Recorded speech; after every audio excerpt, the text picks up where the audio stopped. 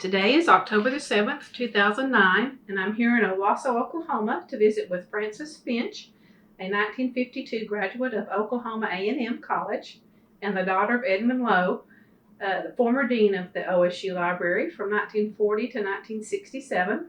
He served the longest period, if I'm correct there. This interview is being conducted as part of the O State Stories Oral History Project for the Oklahoma Oral History Research Program at the OSU Library. So thank you for having me today. It's a pleasure to meet you. Thank you. And let's start off by having you tell us a little bit about your youth, where you were born, and then we'll move forward. Okay. My father was assistant librarian at, what was the name of the place in Ada? It was East Central State College. From sometime before 1930 until 1937. And I was born in Ada in 1931. So, and lived there for the first 6 years of my life. Yeah. So, and then you went to first grade? I didn't go to first grade there because in 1937, my father decided that he needed further advanced education. And so we moved to Ann Arbor, Michigan, where he wanted to study for the master's in library science. At that time, you did not have a PhD in library science. You did 1 year beyond the bachelor's, another BA in library science. And then if you wanted more, you did a second year for a master's. And so he had done the bachelor's at the University of Illinois in 1929-30 when he and my mother were first married. Okay. And then he decided that he needed to do the second year. And so we all moved to Ann Arbor. And so I did first grade in Ann Arbor, Michigan. Okay. And that's also where I finished my final education, was at the University of Michigan. Full circle then, huh? Full circle, right. So. And then from Ann Arbor you went? To Bowling Green University. Kentucky? Ohio. Bowling Green, Ohio. Okay. He got the job as head librarian in Bowling Green, Ohio. And so I went second and third grade in Bowling Green. And then he got the job at OSU. And so we moved to Stillwater. And I finished high school there and went to OSU and then to the University of Michigan for my library degree. So. Do you remember much about moving to Stillwater? Not a great deal. I was about 9, I guess. And we rented a house on Lewis Street, which is the first one south or east of Maine. And it was fairly close to the downtown at that point. And I went to Jefferson Elementary School, which was a block away. In those days, you didn't eat lunch at the school. You came home. Huh. So I came home for lunch every day. And I remember something about those years. Of course, then later in high school, I would bike to the school. Cool. And I started violin. Well, I had started piano lessons actually back in Bowling Green and learned to play a bit and continued them when we got to Oklahoma. And then when I was about 12, I also started the violin so I could play in the high school orchestra and later on also in the college orchestra. So, which I did while I was still in high school because I took violin lessons from the fellow who conducted the orchestra. So. And when did you graduate from high school? 1949. So 60 years? 60 years ago, yeah. And do you have brothers and sisters? Do you have any brothers and sisters? I have 2 brothers. Yeah. Younger? I guess it would be older. I mean younger. Yeah, they're younger. They're both younger. One of them is gone now, the one that lived here. Okay. He died at age 59. But my other brother is still living, and he lives in Dayton, Ohio. Scattered around a little bit. Scattered around, yes. And you're actually in Canton, New York. New York. Right. Okay. That's way up near the Canadian border. My closest large city is, in fact, Ottawa, not Syracuse. Syracuse is 120 miles, and Ottawa is just 80. And it's cool weather up there right now, too, I'd say. Probably, yeah. It's hard to tell. It often will be similar to here at this time of year. So. And you attended OSU or OAMC at that time. Right. Do you remember much about campus? Yes, some of the chemistry labs. I was a chemistry major, and the chemistry labs were in Quonset huts. Ooh.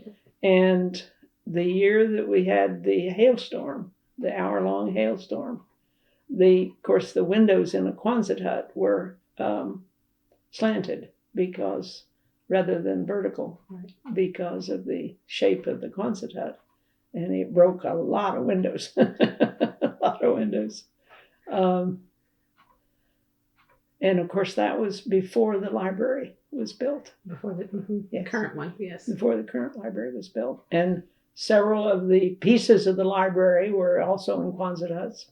Really? Yes. Do you remember which ones?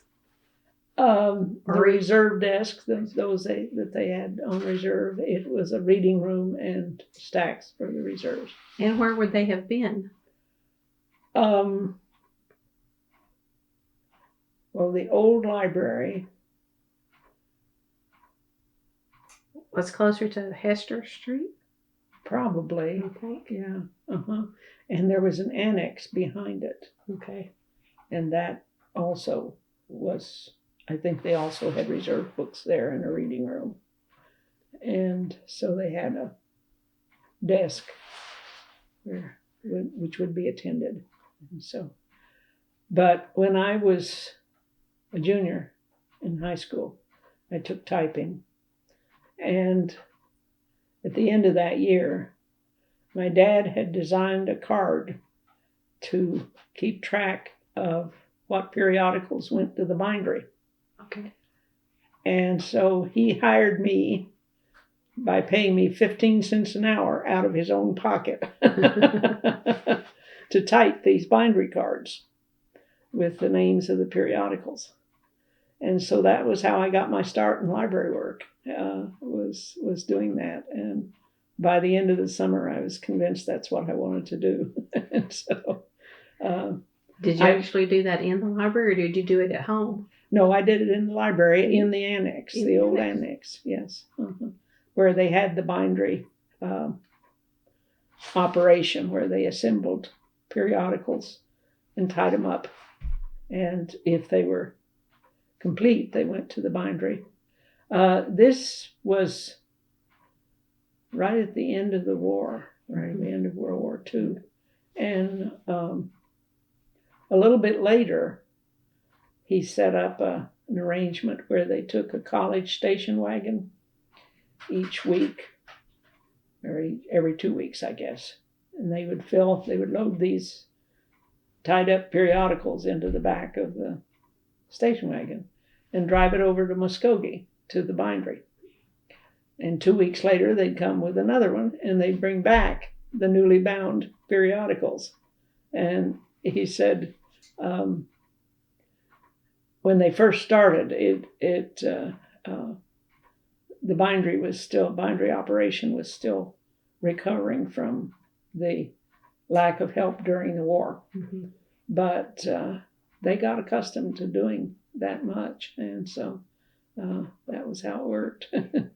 It was very useful for somebody wanted a periodical, and you could look on the binder record and say, yes, it went Wednesday, and it'll be back in 2 weeks. So I think we still do some of that today. Do you? Do you actually take it over to? Not to Muskogee. No, they come and someone comes and gets it. I see. We don't have to take it somewhere. I see. Is it still the Modern Bookbinding Company in Muskogee? that does it? I'm not sure who does it. I haven't heard anyone say lately. I see. I'm not sure. I'll have to find out and get back with you. Yeah, well, I'd like to know because it was a family operation, I remember, and the son was away during the war. And but then he came back and joined it, the firm. That's interesting. Yeah, when he came back. So Well, also during the war, they had the War Information Center. yes. Somewhere in the library. Can you tell us anything about that? No, I can't. I don't remember anything about it. I think your father had a major role in getting that to OSU. I see. At that time, I think. No, I don't remember anything about that. So you got interested in being a librarian as a junior in high school, Right. but then you majored in chemistry. Right. Yes, because I remember struggling as a senior, trying to decide what I'd want to major in, and I was taking chemistry course in high school, and liked it, and my dad thought that would be a very good major because he said librarians should have a subject specialty, and the sciences have many fewer trained librarians, and so that would be a good thing to do. So I did. Now what I have is a Bachelor of Arts in chemistry because rather than the Bachelor of Science, you had to take more chemistry for that. And I was only so in the necessary math and background for it. And I wanted to take a really broad variety of courses too, and so I needed more. Plus, I was doing it in 3 years, so I did it in 3 years, the bachelor's degree. So. Well, did you have a choice to go somewhere else, or was it just expected that you'd go to OAMC? It was just expected, yeah, because I lived at home all but one part of one semester. I lived in the Shorty house, but. Do you remember taking any classes in Old Central? No, I didn't. Where did I take them? I don't remember. No, I don't remember what buildings. I think English was taught in Old Central a lot back in those time periods, so I thought maybe you would have had an English class there. I don't think so, no. I don't remember going to Old Central for any classes. What were some of the other classroom buildings at the time? There were some in, was it Hanner, or was Hanner a dorm? The architecture, where the architecture building now, but they had some classes. That was the old armory building. Uh-huh. And then for classrooms, I'm not sure. I know some of the earlier dorms, that dairy building and. Uh-huh. Yeah, I'm not sure. I just don't remember. Yeah. The classroom building's there now, but I don't know what was there before it. Yeah. I started in the summer of '49, right after I graduated from high school, taking psychology or something like that for the summer. But I can't remember where we met. I'm almost sure it wasn't Old Central. And so you were kind of there when they did the groundbreaking for the new library for the current. In 1950, 51? Seems to me that I wasn't. That I knew about it, of course, but that I was already away from home. Okay. Of course, they went through quite a long period of trying to close Washington Street so they could build it across that. And I guess that's the late 40s. That's when I'm in high school. Did your dad talk about that much at home? Some. That controversy? Yeah. Yes, he would report on it and how things were going and so forth. He had been asked to teach summer school at the University of Michigan back, not when he was at Bowling Green, I think. Yes, it was too. Right from the time he got that second degree at Michigan. He would come back and teach summers because many students in library science would be enrolled in the summer school. And he was especially fond of cataloging, and he understood the Library of Congress classification system very well, because back in his days at Ada, he had converted their library from the Dewey classification system to the Library of Congress classification system. So he knew it well enough to teach it. And when I was in school, I sat in on that class once so that I could do it too. So, is it interesting to have your father as a teacher? Yes, he really was very good. Any teacher who really understands their subject well, I think, is often very good. And so he certainly understood it. So I enjoyed that. And he did that, I read somewhere, for 25 years? Yes, he did it through the war years by going up on the train and leaving the car with my mother. And he got a room close enough to the university campus that he could just walk back and forth. He did that for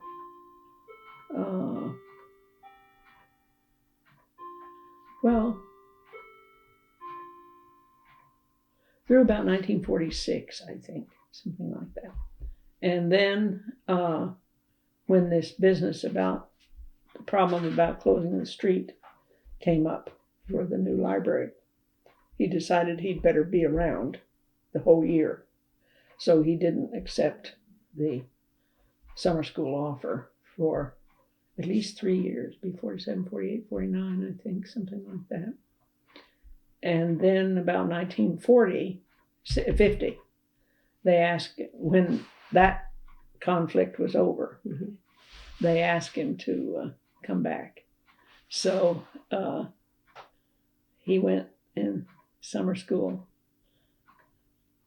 taught summer school and by that time I was in college, and so I went along and took summer school at Michigan and transferred it back to OSU. I did physics. Nice shared experience. That's yes, nice. I stayed in the dorms, and he kept the room that he had in the. I don't know how many years he did that. Later on, but my mother, because there was, my two brothers who were younger, she stayed home in Stillwater, and until about 19. Let's see, I graduated in 1952.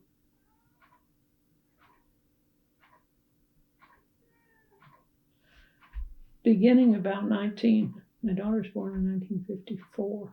Beginning about 1953, she went with him, and they rented a house in Ann Arbor for the summer from someone who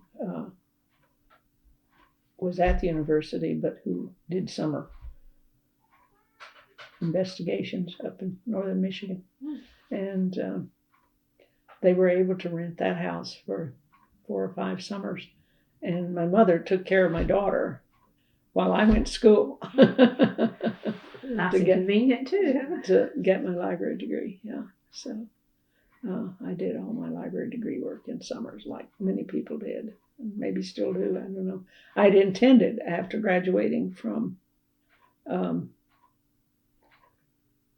college, to go for the year at Michigan. And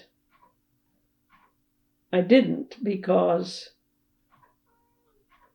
I did one summer, and trained librarians were in fairly short supply at that time. And the librarian at Louisiana State University wrote to my dad and said, I need somebody to head my chemistry branch library. And so my dad suggested me. this was where the chemistry major came in handy. Sure. And so in that fall, I was hired and I moved to Baton Rouge. And, but in my graduate work at Michigan, I had met my first husband. And we were married in 1953, Christmas time. So I was only in Baton Rouge a year and a half. Yeah. And so then I moved to Canton, New York, where he was a teacher at St. Lawrence University, which is a small liberal arts college in northern New York. And that's where I still am. That was your first husband or your second husband? First husband. That moved to? That I moved up there with, yeah. Then he died in 1972 or 73. And I married again in 1980, another St. Lawrence professor. And then he died in 2003. So you held a librarian job there for? At first, just part-time. And then later, when I needed a full-time job, and my son was born, was tiny still. St. Lawrence didn't have a full-time job available. And so I hired on at the State University College at Potsdam, which was 10 miles away. And I was there 17 years. So, but I've now been retired. I retired in 1989. I've been retired 20 years. And so you had one son. Do you have other children? The daughter. Either one of them interested in library? My daughter is the head librarian of Cincinnati State College, which is a 2-year school with a lot of vocational training. And my son is a computer programmer. A little bit. Likes to act. He's done some acting jobs. Any of them happen? Any of Edmon Low's grandchildren attend OSU or haven't through the years? Yes, none of my children. My daughter went to the University of Vermont. Okay. And my son to Colby College. Okay. In Maine. But this family, and my brother, he had 5 children, and let's see, the oldest boy went, I think, for about a year, and then he stopped to form his own business. And the 3 girls, Mona, Donna, and Barbara, 2 of them are OSU graduates. Okay. Okay. The 3rd one went to OU. And because of that, one of the things I'll show you later is the picture of the Edmon Low Library. And right in front of it is a little house, which is split. It had both OU flags and OSU flags. But, this is the youngest one, Barbara, is very much an OSU fan. But so is her sister, Mona. Now, Mona is Mona Smith of S.E&M Monogramming in Stillwater. Okay. And she also has a degree from OSU, I'm sure. Yeah. And any of them have children that are also OSU? No. Not yet, or no? No. Okay. Yeah. It's just nice to trace the legacy. Yes. So Yes. I was just curious. Right. Let me see.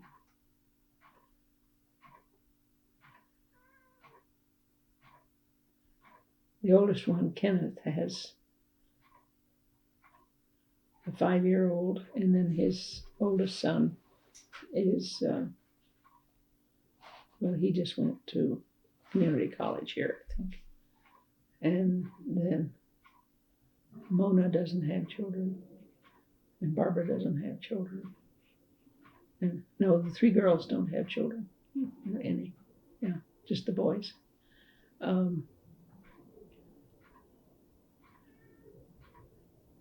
was trying to think. The children of the second boy. The girl just graduated from high school. And then the son is in the fast food business. That may be yet. That may come yet. Yes, it may come yet. My granddaughter is in her senior year at the University of Dayton as a chemical engineering major. So Runs in the family too. yes.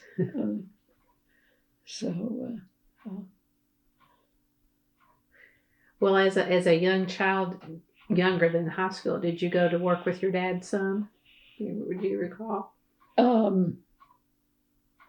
We would go up to the building like on Sundays or something occasionally.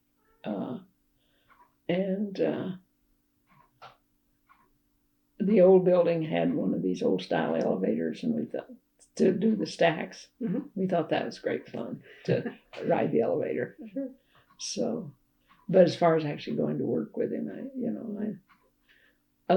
I do remember typing letters for him a time or two, because I got to be fairly expert typist. Of course, it's before you have word processing, so you had to be able to type fairly accurately and quickly. And quickly, yeah. Yes, although that wasn't as critical as being accurate. Yeah. And I read somewhere in those days women weren't allowed to wear pants. That was a dress code. I think that would be discouraged. Yes. I was trying to think when I was in college what we did. Yeah, I think we had a dress code. You were expected to wear dresses. Yeah. I get that a little bit mixed up with after I was married and living in northern New York. My sorority had a chapter on the St. Lawrence campus, and I was a sponsor or something. I don't know what they called it, but I'd go to meetings with them sometimes, and they had big discussion about when you could wear pants, because in that climate you needed to be able to, and so they did often to class when it was cold. So, but now of course it's not. Sometimes anything goes, it seems. Yes, right. Yes. So, yes, well, you certainly brought home about the gal in the Middle East who was arrested for wearing pants. So, I don't think we would have ever been that far out, but never know. No. So. Well, let's back up just a little bit and talk a little about your father's early life, and then we'll move a little bit into his career at OSU. His father was a farmer. Okay. He made the run into the Cherokee Strip in, 1894 or something like that. I don't think he and my grandmother were married until after that. I've seen a picture of that family, about 1896. And I think it was probably taken at their wedding. You can't tell that. It's just a family group picture. But it did seem they were all there, and they were...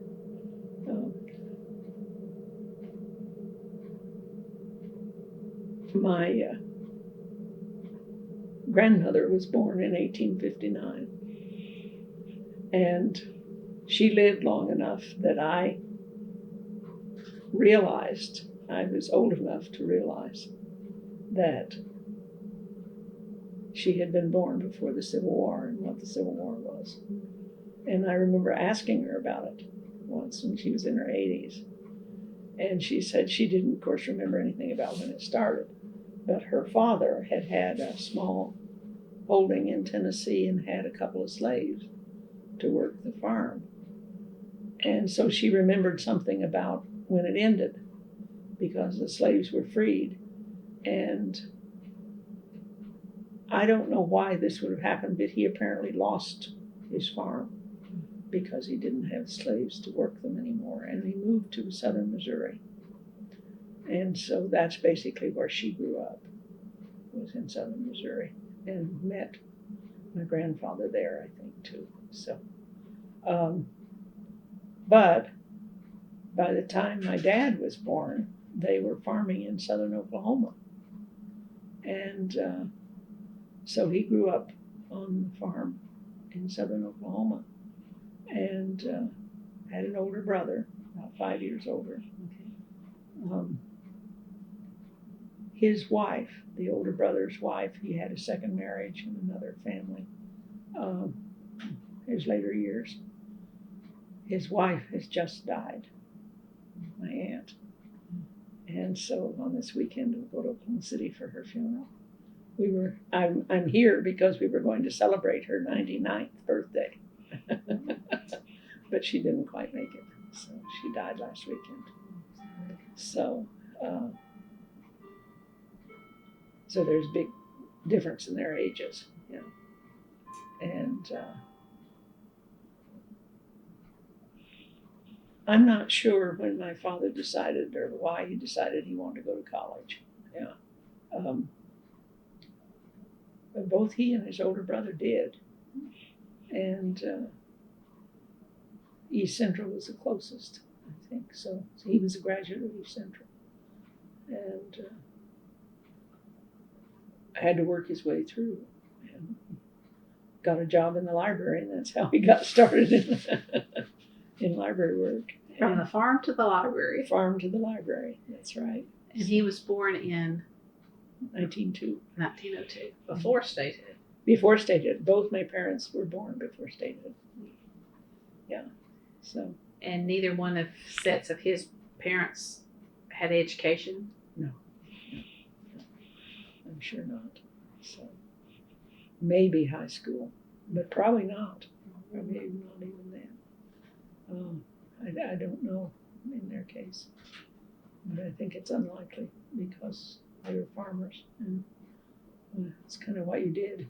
So true.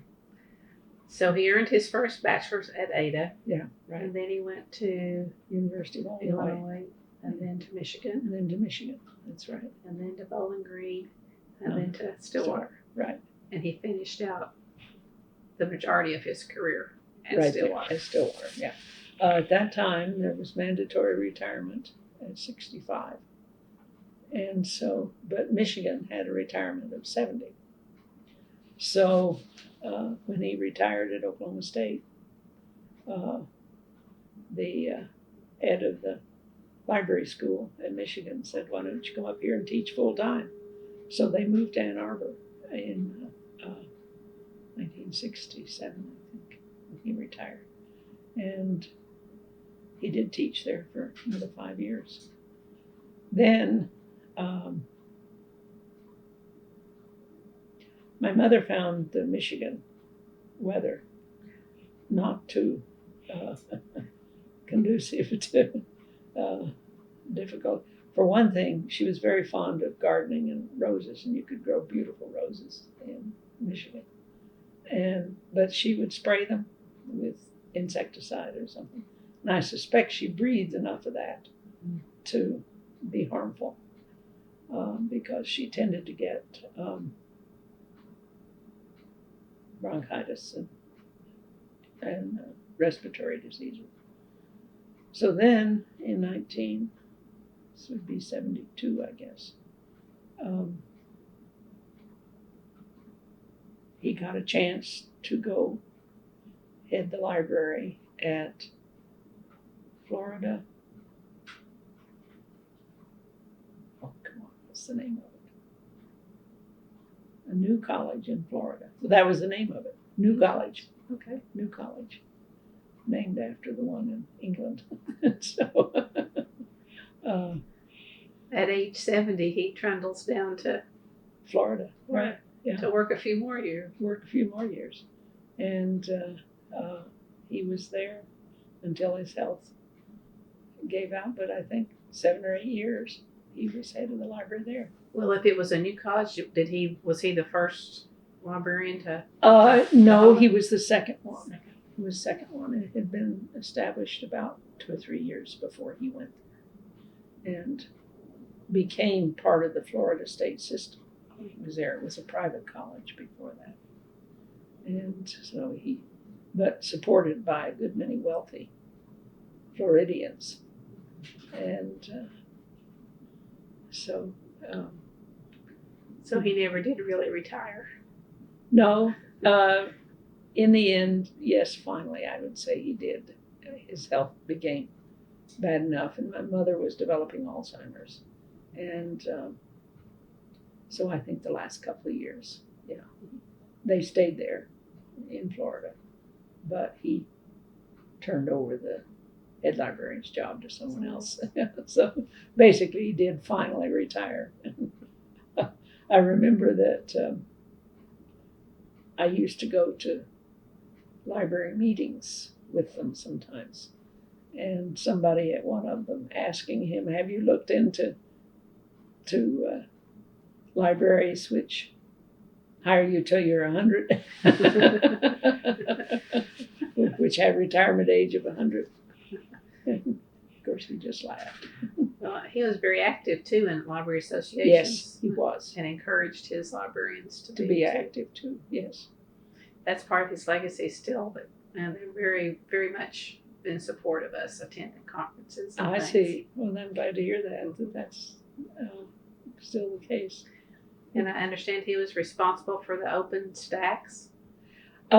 Yes. Well, he did a lot of visiting of other libraries in preparation for this one, because the people in the Department of Architecture were going to do the plans. But I think even during the war, gasoline permits were a little easier to get in Oklahoma than they were in the Northeast. And because I can remember my husband Wisconsin-based husband telling me about it. So I think he even did some visiting before the end of the war, but through the 40s, the late 40s, he did a lot of visiting of other libraries.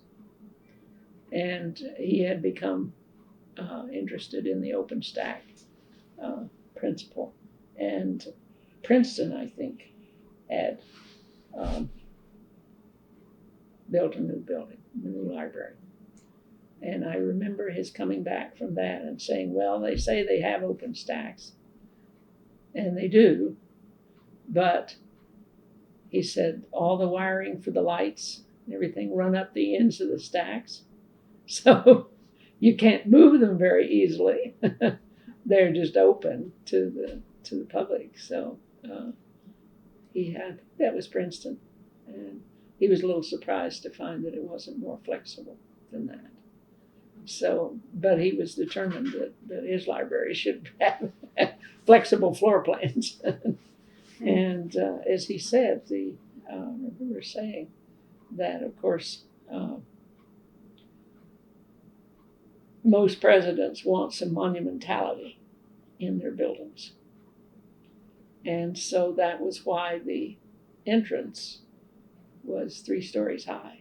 Of course, that's not the entrance now, as I understand, or if so, I don't really remember what's the case now, where they had the checkout desks.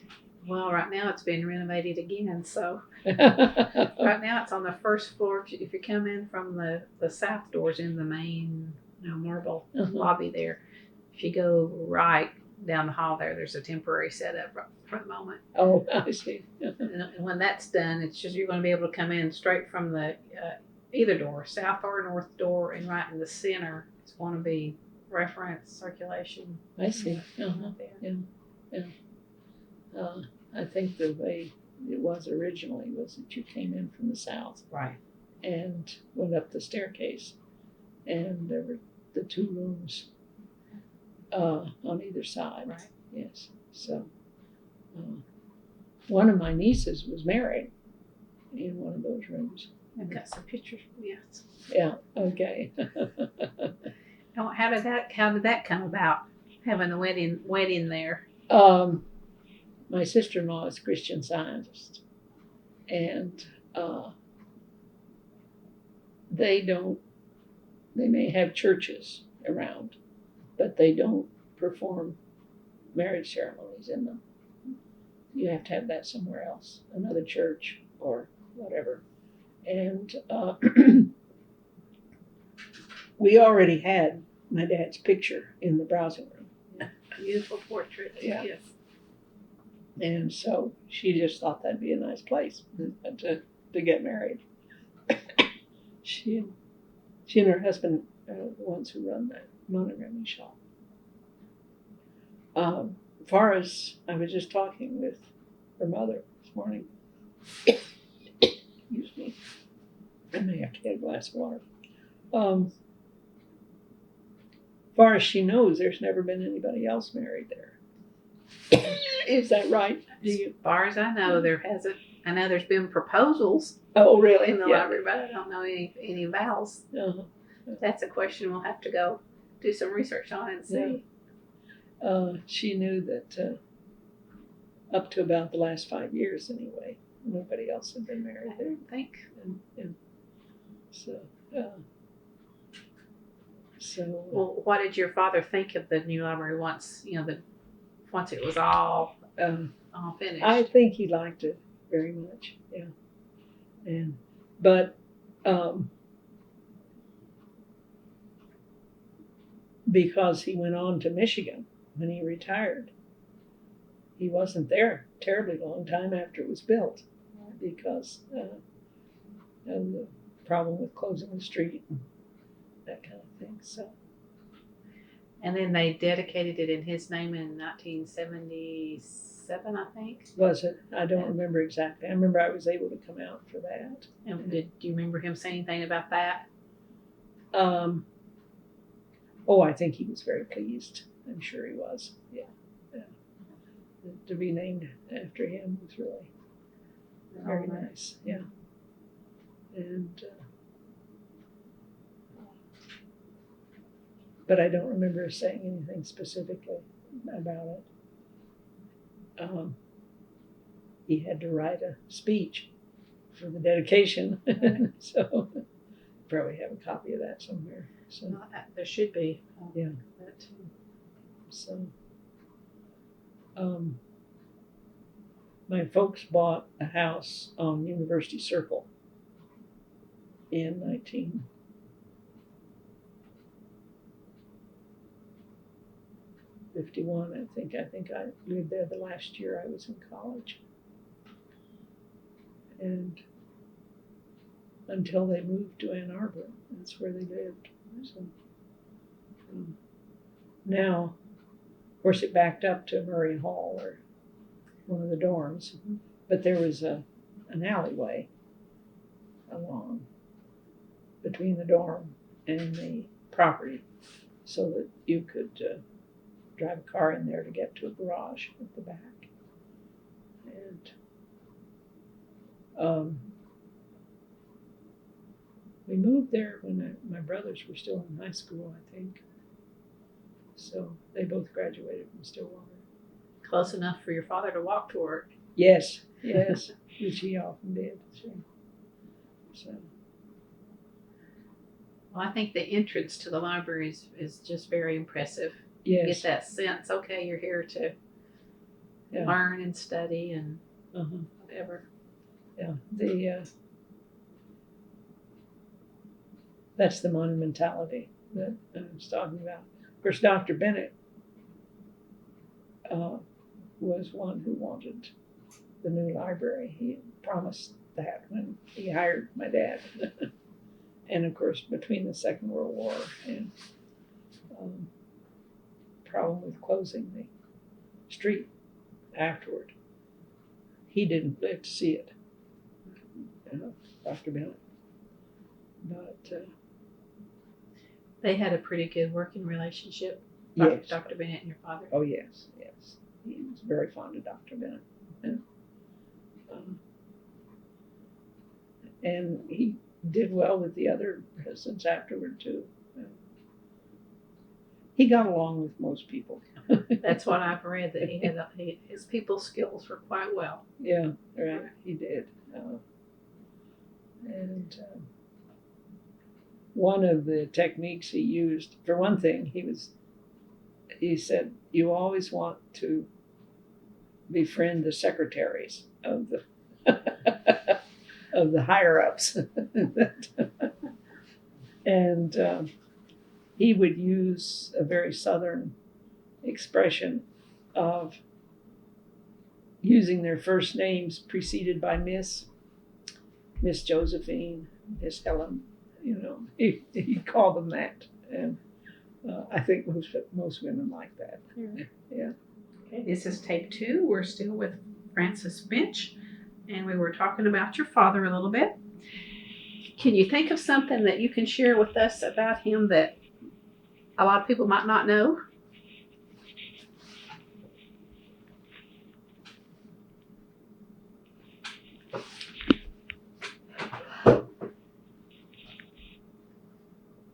I don't guess I think of anything special. Well, in the evenings when he came home from work, would he bring work with him, or would he put it aside and have family time, or? Both.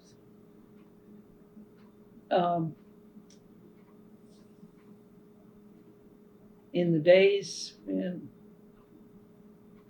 you wanted to catalog books using Library of Congress proof slips, that mean anything to you? Mm-hmm. Yeah.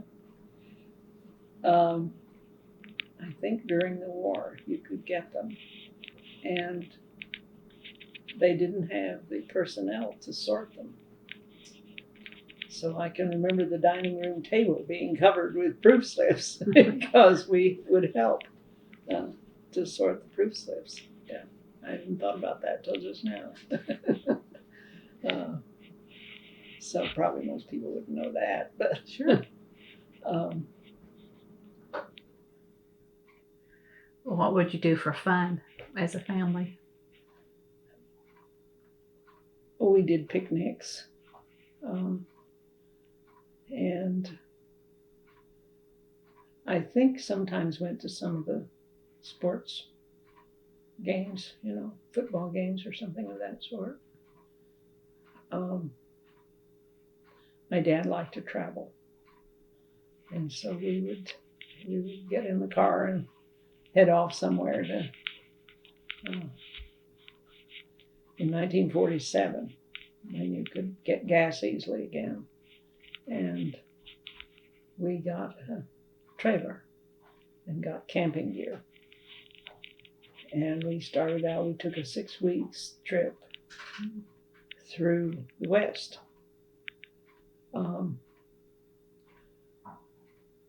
My mother must have read quite a bit about the various Western national parks, because just having seen the Ken Burns thing, I realized that practically every one of the ones he mentions I've been to. And we did it on that 1947 trip. The Grand Canyon. We camped on the north side, North Rim, but of course we saw the South Rim, and Bryce Canyon, and Zion. And that was the year that the annual meeting of the American Library Association was in San Francisco. So we went to San Francisco for that, because he was already going to meetings. And after that, we then headed north into Oregon and Washington. And he went to, I think, the university in each place. And we'd have to stop and see the library. Of course. Of course. And he would talk to the librarian. So, and then over into Idaho, I remember we had some especially good salmon. down through Colorado. The summer before that, 46, I guess, again, you could already get gasoline. And this is in a 1936 Chevrolet. We went to Colorado for a week. I don't know whether that was in connection with a library meeting or not, but I think we were gone. Well, no, we were gone a couple of weeks. But he'd always wanted to do a big Western tour, so that was in Montana, so on. So I've done all those things again, pretty much. Not all the national parks. Mostly it was that 47 trip that we did those. And Well, do you have a favorite camping story then from that trip? Any memorable moments? I remember my brother very much wished we had a radio, which we didn't. He wanted to be able to listen to the radio, and cars didn't have them yet in those days. And at least 36 Chevys didn't. So, how did you pass the time then? Reading some and walking trails and this kind of thing. So, but sightseeing in the national parks. And Well, while you were in the car from point to point, yeah, did you play games or read there too, or tell stories? Or some. My brother Mark was always an avid reader, more so than Donald, and so he would read. I have always just enjoyed looking at scenery. I still do. And I drive myself. I drove myself down from Canton. Many people find that kind of unusual. That's a long trip by yourself. It is. But I'm a fairly relaxed driver, so I'm old enough now and infirm enough that I do get tired, but I can still do it. And enjoy it. I enjoy driving. So, and I know I inherit from my dad because he loved it too. And once they moved to Florida, they usually came back here at least once a year to Oklahoma. My mother's older sister lived quite a long time still, and she would wanted to come back and see her. So they would do that, and they could have flown, but That was much fun. My dad always preferred to drive, and I do too. So I think I inherit that from him. Well, we haven't talked much about your mother. Can you tell us how they met? How your parents met? Only that it was at East Central, at college. I think Eileen my sister-in-law, has some letters that she wrote home during the period she was in school there. Because she would, as they often did in those days, the public schools would meet in the summer and then be out in the fall, have vacation in the fall, so that the students could help with harvesting. And so she would go to school in the summer at East Central and then teach for the spring semester, the winter and spring terms, at a little school near the farm where she grew up.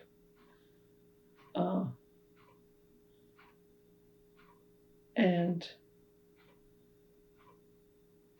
I don't know when she graduated from Oklahoma, from East Central, but she did graduate. She was the only member of her family who had a college degree.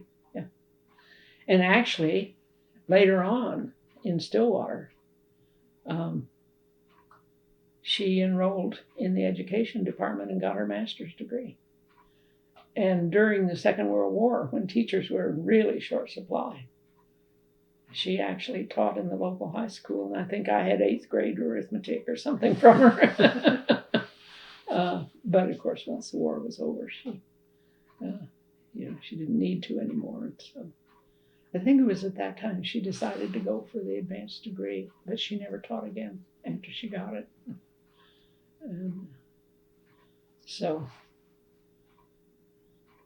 She just helped do library work at home. occasionally, yeah.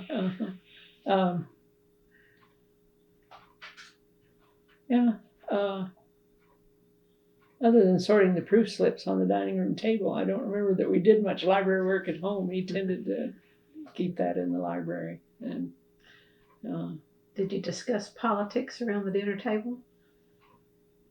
Not much.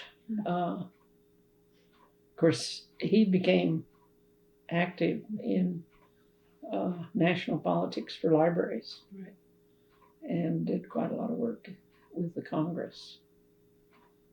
And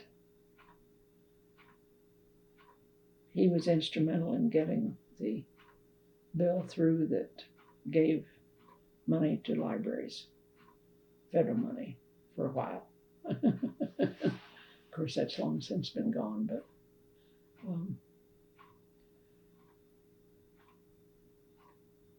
I can remember, though, that I'm sure my mother voted for Eisenhower when my father was always a Democrat. And that she said he just seemed so sincere. And my first husband taught government at St. Lawrence. So I learned, at least from him, that somehow sincerity wasn't really a very good qualification for a politician, for government,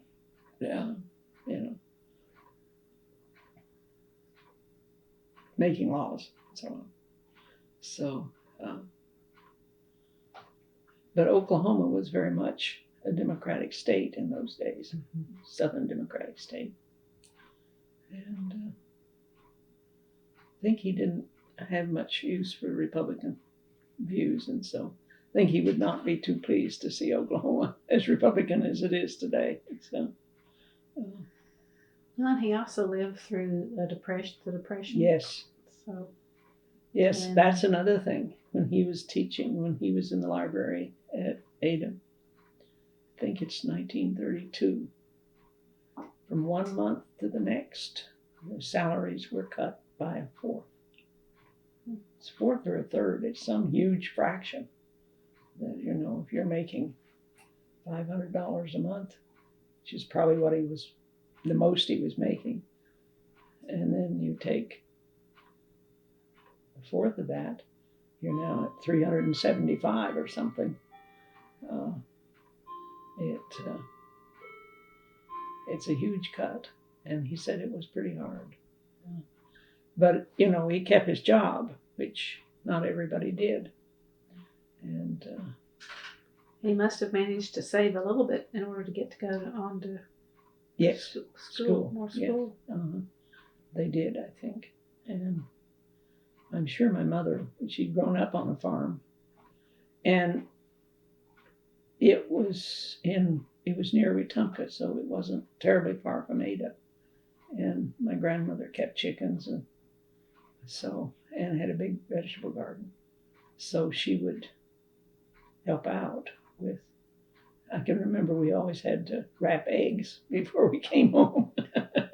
She would use pages from the Sears Roebuck or Montgomery Ward catalogs to wrap the eggs to take back to home. To keep them from breaking, or yeah, to help keep them cool, or keep them from breaking. Yeah, that way you could stack them one on top of the other without the egg cartons. So, my niece Mona in Stillwater, she and her husband have a small farm south of town, and they have chickens usually, and goats. We have several goats. I had breakfast with them just the other day after my reunion stay in Stillwater. But I went to their shop, and people give them egg cartons back. I'll bet they've got 500 egg cartons stacked in their shop. But their hens are getting older and they don't have, they're not laying much. So Eileen said she hadn't been able to get any eggs from Mona recently. So, and then my other niece, her sister Barbara, lives in Edmond, and she has been working with the student loan program, which they've started to build to do away with that. So she thinks her unit will be disbanded in a year or so. She won't have a job much longer. But she is a CPA, so. That's kind of math too. Your father's first Right. degree was in math, wasn't it? That's right. That's right. I asked my brother, Mark, the other math student. Of course, Donald, his older brother, started at OSU and went for a year and a half before he decided that an office job was not for him. Although I think in the end, that's what he did. And he was hired by Western Industries, something like that. An outfit that makes oil machinery. And his math, because he was taking an engineering curriculum, came in really useful for this, and the company trained him as their engineer, which he could do very well. And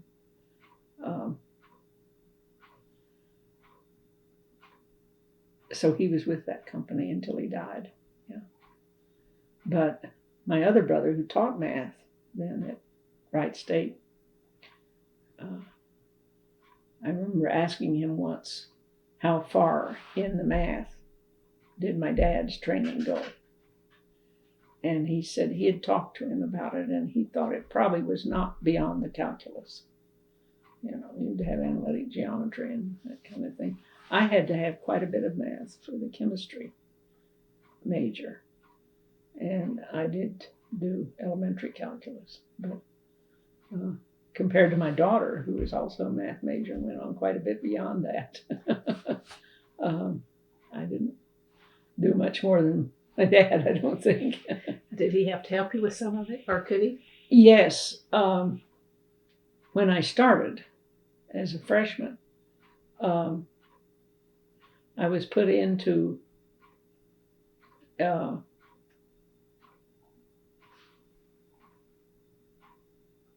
want to say advanced math, but it wasn't quite. It was one that if you had a certain amount in high school, you could. And I think it was based on a math test that you took as an entry freshman. And they put me in that, and it was beyond what I'd had in high school. And he had to help me quite a bit that first semester because the math level assumed some knowledge that I didn't have. And he had it, and many years later, was able to help me with it. After that, I was beginners as everyone else in the class was, so it worked out all right. Was he a patient teacher? Yes, very much so. Yeah, and so I was trying to think of any other.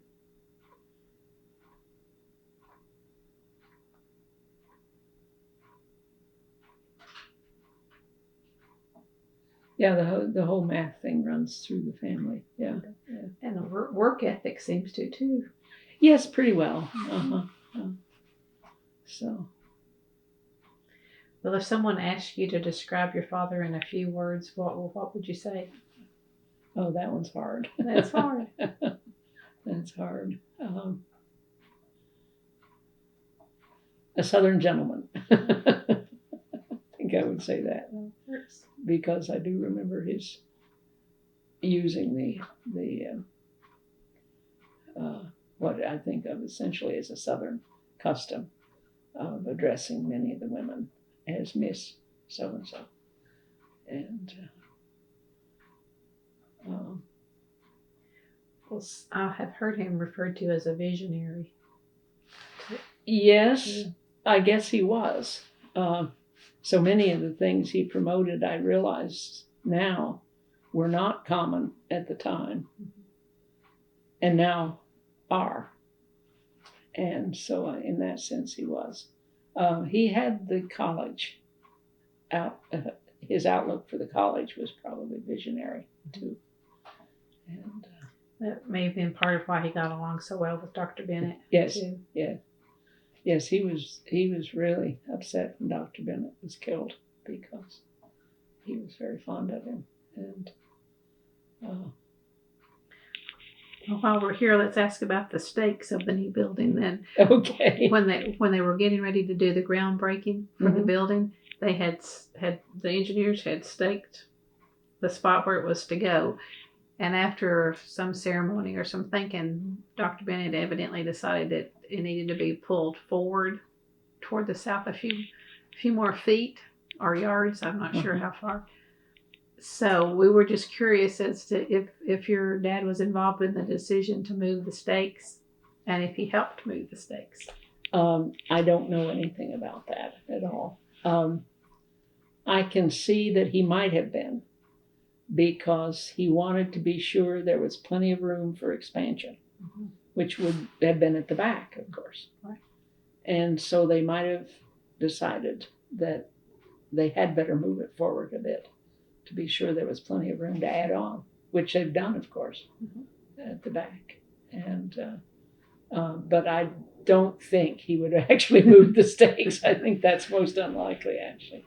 He thought a great deal of the architecture faculty who designed the building. So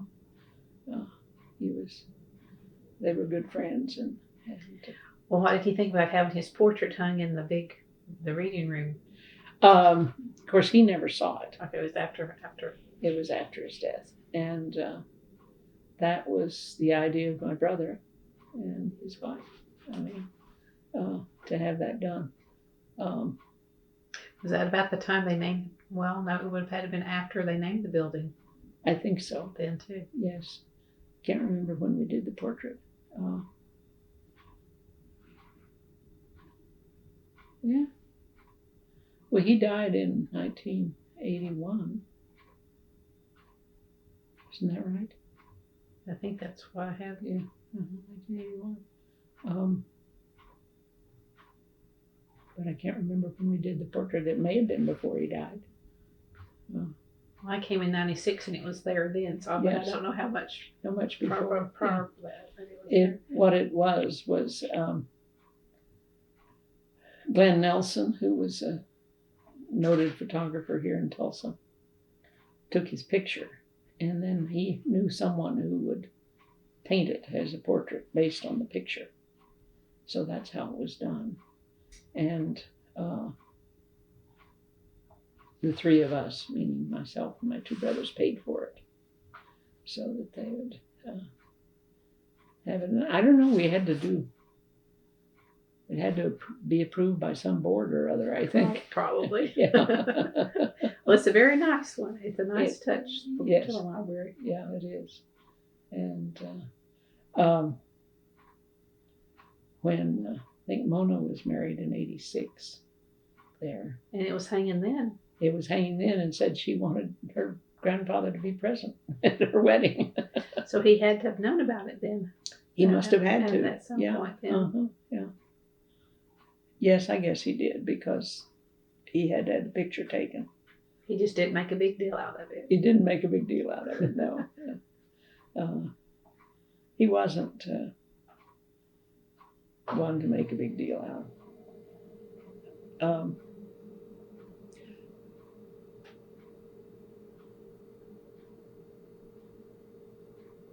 I can remember his saying, after he had been to some congressional committee meeting where Ted Kennedy was a member of the committee.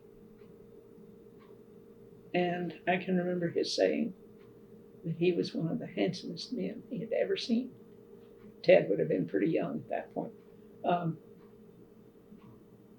I was in Massachusetts this summer when he died. And of course, he was much beloved by the state of Massachusetts. In fact, the day that they did the move of the body from Hyannis to the library, the JFK library,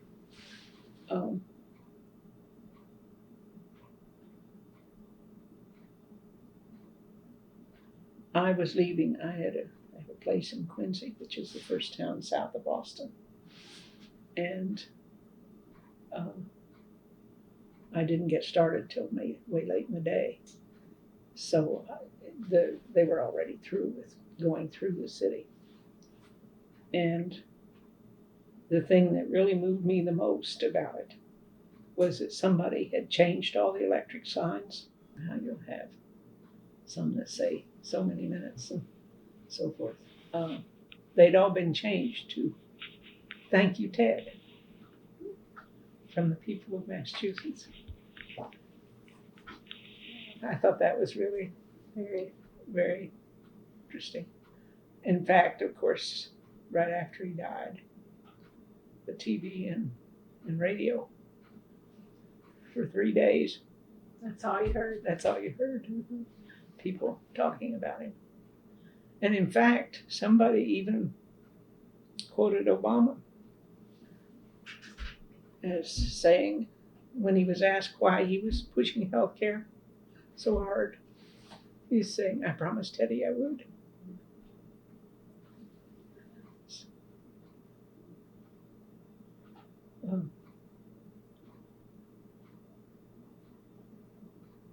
But I remembered my dad saying that. And it was not the kind of remark he made ever. Sure. That Ted was A handsome fellow. the handsome fellow. Yeah. So he traveled to D.C. several times? Oh, many times, yeah. He was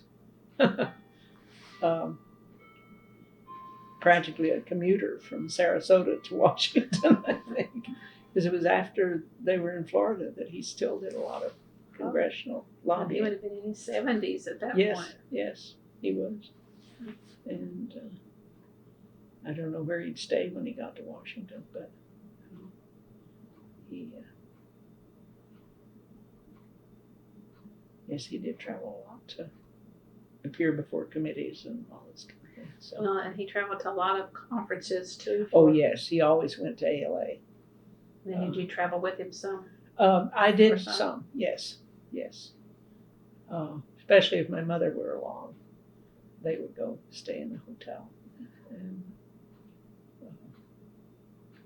I would get a room in the same hotel and spend some time with my mother. Now she wasn't that knowledgeable about libraries, except what she heard, so, which would be quite a bit, of course. But she and I would sometimes do things together, that sort of thing. I can remember too the year that he took over as president of the ACRL, which is a division of the American Library. Right. It was in Montreal, which of course is up in my neck of the woods. And it was in June, which of course, the longest days of the year. After the meeting in which he actually assumed the presidency, it was maybe almost 10 o'clock at night. And he got up and said,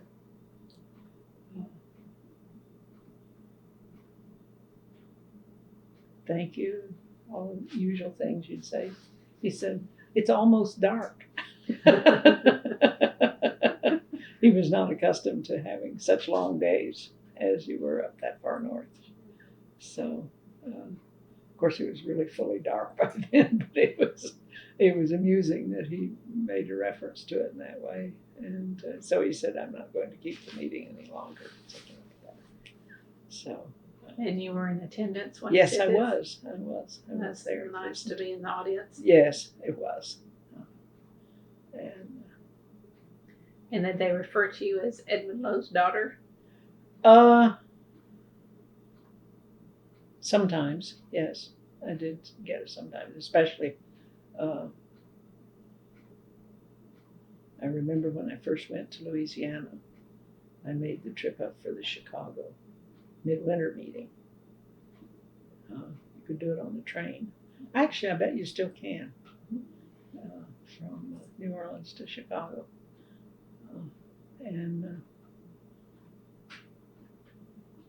So I could go to the meeting. So then, of course, I was introduced as Edmon Low's daughter. Well, it's nice to share a profession with a parent. Yes, it is. I enjoy having my daughter. And her husband is a librarian also. So, granddaughter, Elizabeth, has worked in the library as a student. And if she finishes her degree in chemical engineering, she's finding it kind of hard. She's taking just the 12 hours a semester.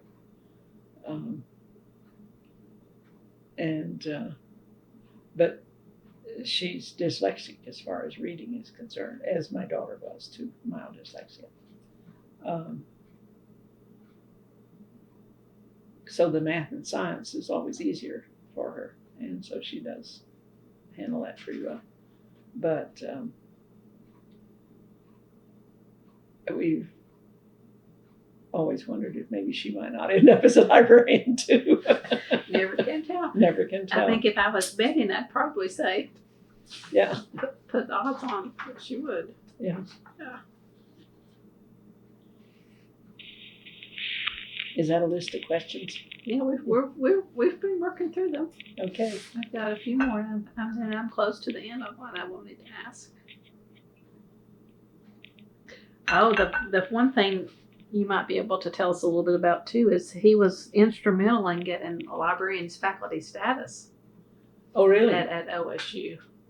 Do you remember that discussion at all? No. I think that was after I wasn't at home. He was the one that pushed through it, so. Very good. We have him to thank for that. Very good. That's one of his legacies too with us. There hasn't been any debate so far of changing it, as far as I know. I think it's often accepted now at most universities that many of the librarians actually have PhDs, advanced degrees in one thing or another. Well, and I think at some point, didn't he also taught? Well, I don't know if he taught himself, but he had programs. Excuse me. School media librarianship or something they taught at OSU for a while. Yes, I took some of the courses when I was in college. And he had some part to get that started too, I think. Yes. Actually, it was just fairly basic library school courses. I think I took cataloging and I didn't do anything especially with media because media was pretty primitive in those days. Or microfiche and microfilm. Right, yeah. Well, where was his office in the new library, our current library? I don't think it's where the dean's now is on the second floor. I don't know if his was there. I think so. Was it?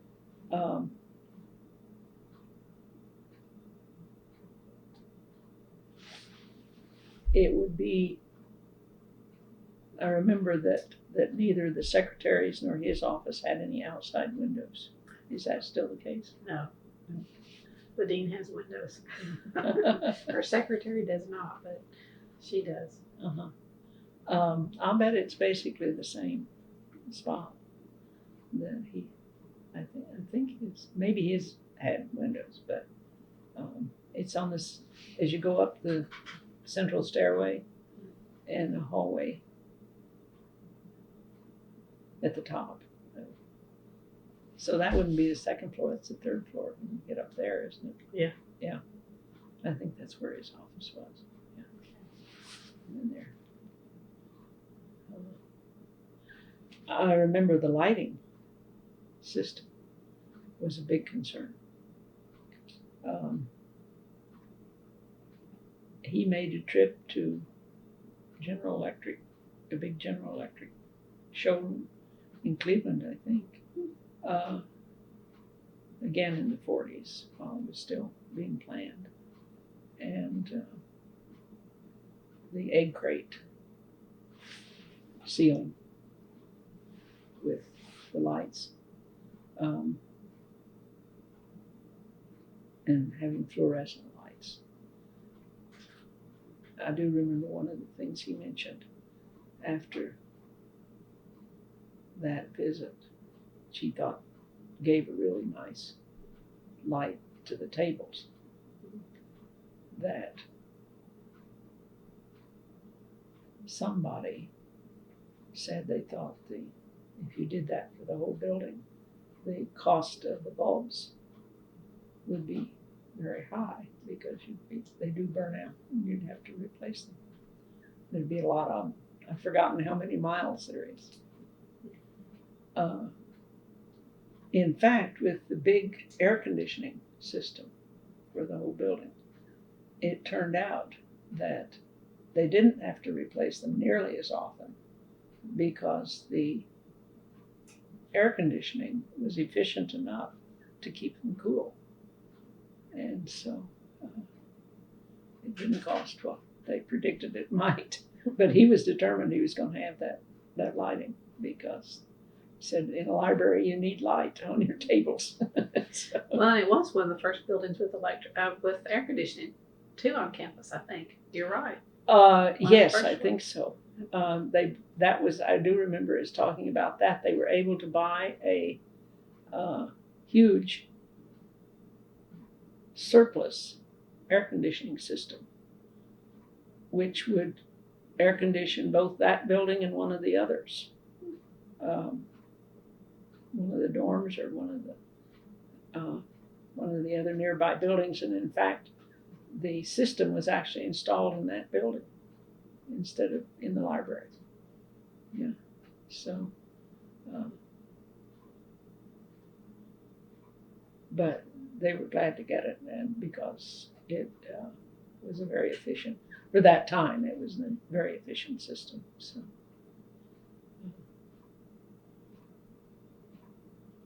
And can't remember who somebody gave the bells, the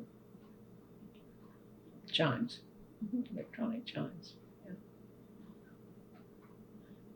My second husband was an organist, and he wasn't much in favor of electronic things for music. So, But Carrollton. Yeah. Carolyn. Yeah. It's still electronic, isn't it? It is. Yeah. It is. At noon they play the OSU song. So, and at Christmas they'll put on a few Christmas tunes. Oh yeah. Which is nice. You're walking across campus and Yeah. you hear Frosty the Snowman or something, and it's snowing. It just sets the mood. Oh yeah, that's nice. Yeah. It gives you that sense of place. It's just like walking into the front of the library. It creates a great sense of place. Along with the smell. People say it smells like a library. Oh really? Yeah. We've had several of the alumni come in and do, tell us their stories, and it smells like the library. Probably didn't do that so much in the early 50s when it was first built. It's something that's been acquired along the way. Yeah, I think so. I've been back for a few of the Friends of the Library lectures. The last one was when Ken Burns gave it, and his documentary on the early trip across the country in 1903 had just come out, and my husband was fancier old cars. And we would eat in the library. I mean, the dinner was served in the library. And then I think in the browsing room maybe, and then what was the room on the other side? The called? reading room and the browsing room, right. And then the reading room would be where you sat for the lecture. And several of my family, either I know Eileen and Barbara from Edmond, and I think maybe Mona, plus a niece, or no, cousin of mine. She and her husband came from Oklahoma City. So there were maybe 5 or 6 family members, plus my husband who's still living there. We were gathered at the foot of the stairs because we were there early. And he came down the stairs and came over to us and said, I understand you're part of Edmon Low's family. And he talked to us for 20 minutes. It was really exciting. And Tom got to ask him, my husband got to ask him about the cars, the old cars in the documentary. So, and who else? Oh, Oliver Sacks, you heard him. And Doris Kearns Goodwin came down for that. So I've been back to the campus a few times. So you may need to come back this next spring when we celebrate our 3 millionth volume. Oh, really? You're approaching that? Yeah. Approaching that. And I think your father was around for the first. I think he was. And it was yes. the Gutenberg Oh, Bible, maybe? I see. Yeah, I don't know. A second, or a replica of one, I think. Replica, yes, it would be a replica.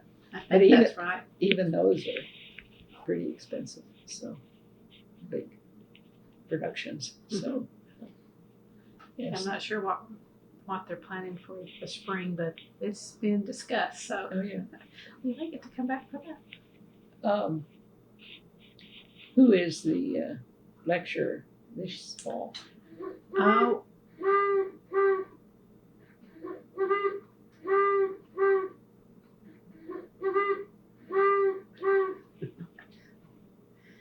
I don't have his name. I think it's Degrassi.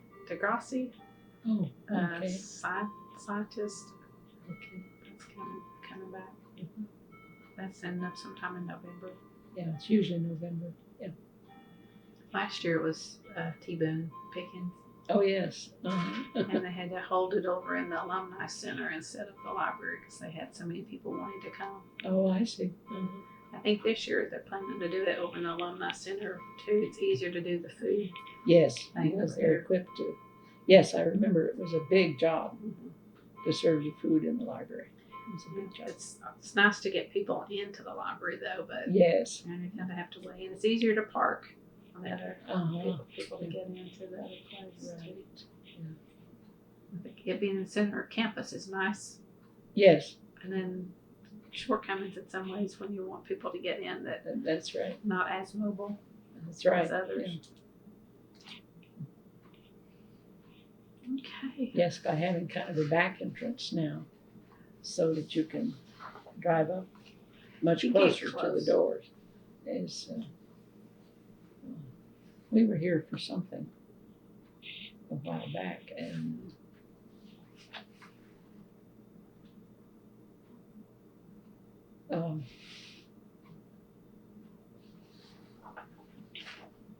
the fellow who succeeded him was librarian.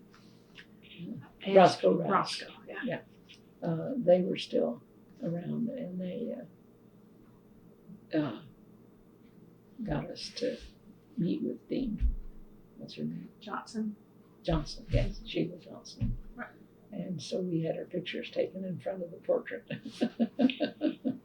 So I still have them. That was about the last time I was over there, I think. Well, hopefully by the spring they will have finished the renovation for the new area there on the first floor. So if you come back, you'll get a tour. And yes, and see it then. Yeah. And I think they're actually putting in new lighting, or they're looking into putting new lighting in the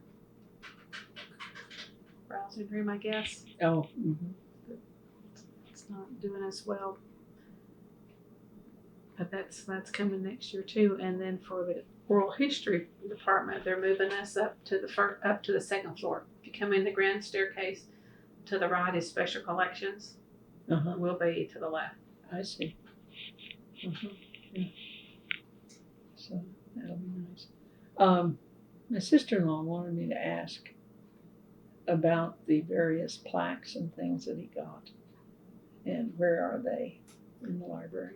I don't know if they're hanging up anywhere off the top of my head, but if they're not, they would be in the special collections area, which is up on 5. Mm-hmm. So that was next on my list too, actually, to mention his awards. He got quite a few. He got quite a few, yes. Or was he particularly proud of anyone? He was a distinguished alumni for East Central and for University of Michigan, I think. Yeah. I don't remember that anything especially stood out. He was very pleased when he got them, of course, and I don't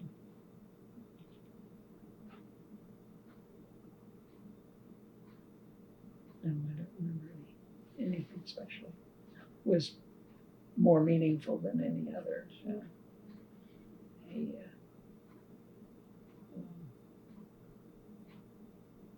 Unless in the University of Michigan, he was very fond of Michigan as an institution. Well, to have gone back for 20-something years to teach for them, yeah. And then to spend 5 years more. More, right, yeah. It is. It is significant, so we did like it. Well, how would you like for him to be remembered?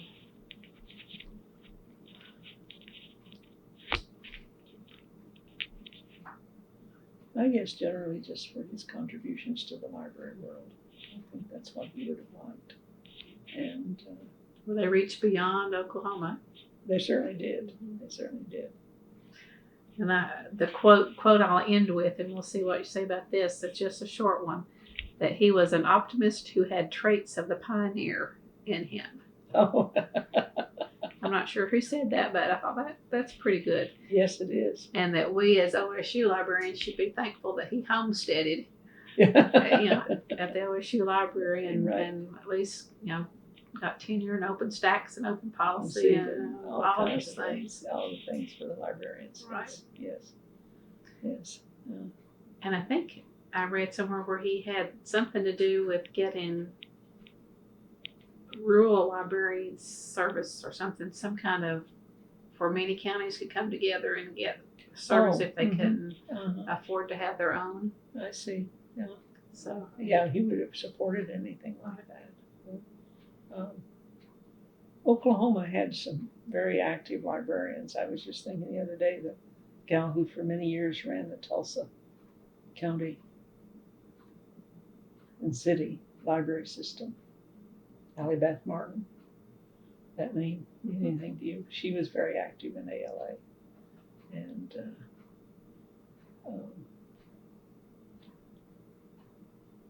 and he thought a lot of her and her ability to influence legislatures for libraries. So, in fact,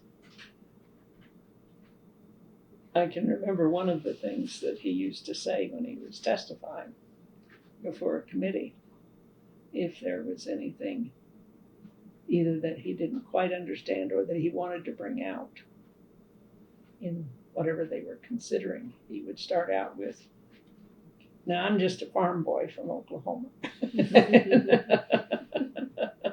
And then hearing somebody else, another librarians, would say to them, "Don't be fooled by that." Farm boy, that he was just as sharp as it came when it came to pushing appropriate legislation. Sure. Yeah. So. Well, it seems like he landed well to be in a land grant at a land grant university then. Yes. With his farming background too. Right. Yes.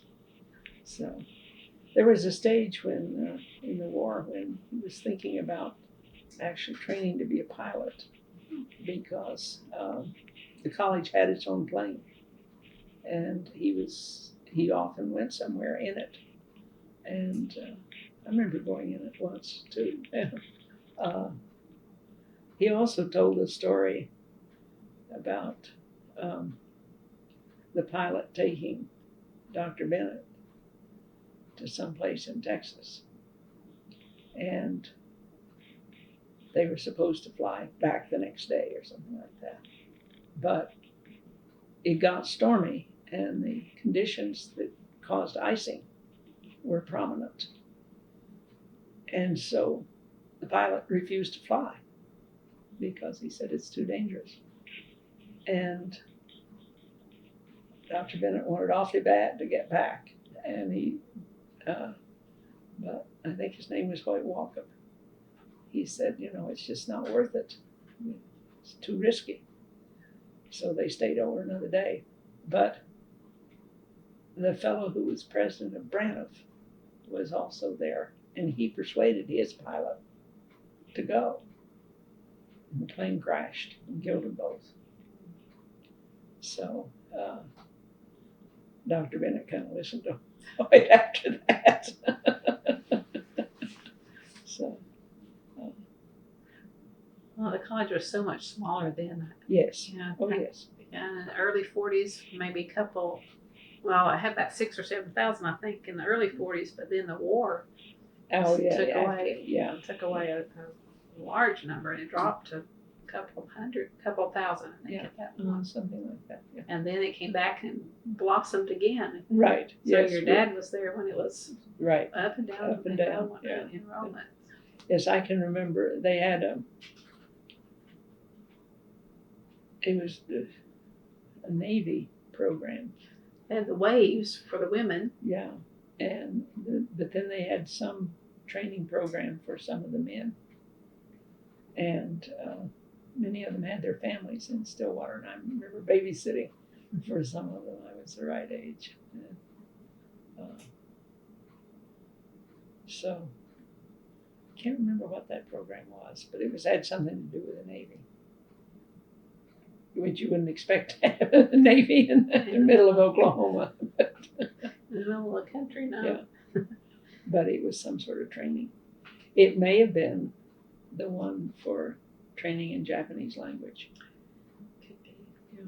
So, something like that. And then they had Vet Village for a while. Yes, yes. So a lot of places had that too. So even St. Lawrence had Vet Village, a small school, but all the colleges went through that same sort of thing. Yeah, spurt right after the war. Yeah. Well, do you have a favorite fond memory of your time as a student at OAMC?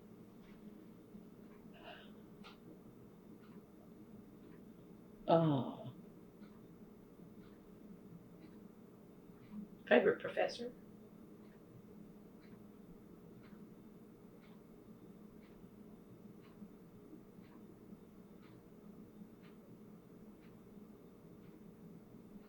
I think maybe the fellow who taught me organic chemistry might be called a favorite. I don't remember his name at the moment, but his wife taught chemistry at the high school, and I had chemistry under her too. So, but I liked several of them. I thought they often had very good gal who taught poetry class for English, and she was very good. Again, I don't remember her name. Do you have a favorite spot on campus? Mm-hmm. Probably the student union.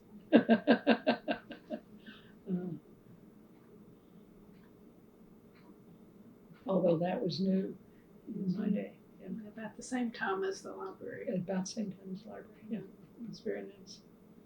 So, but I don't remember the. Go to dances? Some, yes. Yes, I did. I wasn't especially fond of dancing. It was just because that was what you did. Right. Yeah. And the orchestra usually played in the college auditorium. I continued playing in the orchestra after I was in college, but I think maybe the last semester I finally gave it up because I was taking an extra heavy load in order to graduate in just the 3 years, and decided that I'm taking physical chemistry, and so I'd better concentrate on that, and so I didn't play toward the end. Well, what was the motivation for finishing in 3? Just because I could. Then as I said, I wanted to go on 3 years training at the University of Michigan. Sure.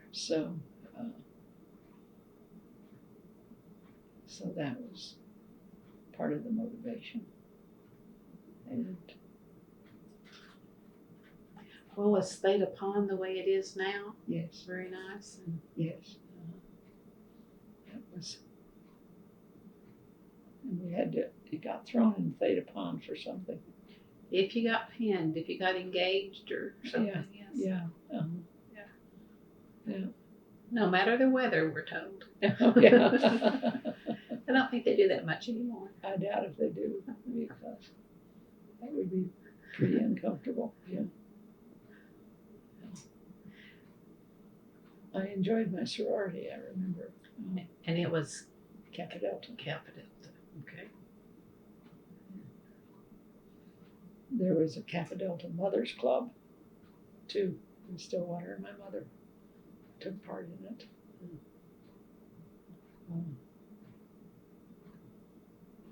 One memory I have, as I was telling somebody the other day, one of their neighbors on University Circle, second or third house around the circle, was Roy Hoke of Hoke Lumber. And my mother and the lady who lived next door, whose name I can't remember, though I would recognize it if I heard it, and Mrs. Hoke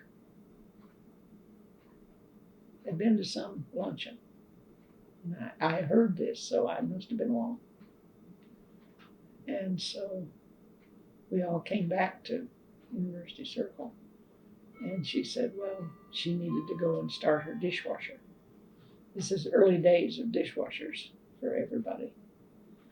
And she said, it's sort of nice just to be able to push a button and have your dishes washed. Right. But she didn't like to do it when she was away from home. Didn't like it running unless she was there. So, I could appreciate that. I had it happen that in Canton that some critters, I think they finally decided that it may have been not mice, but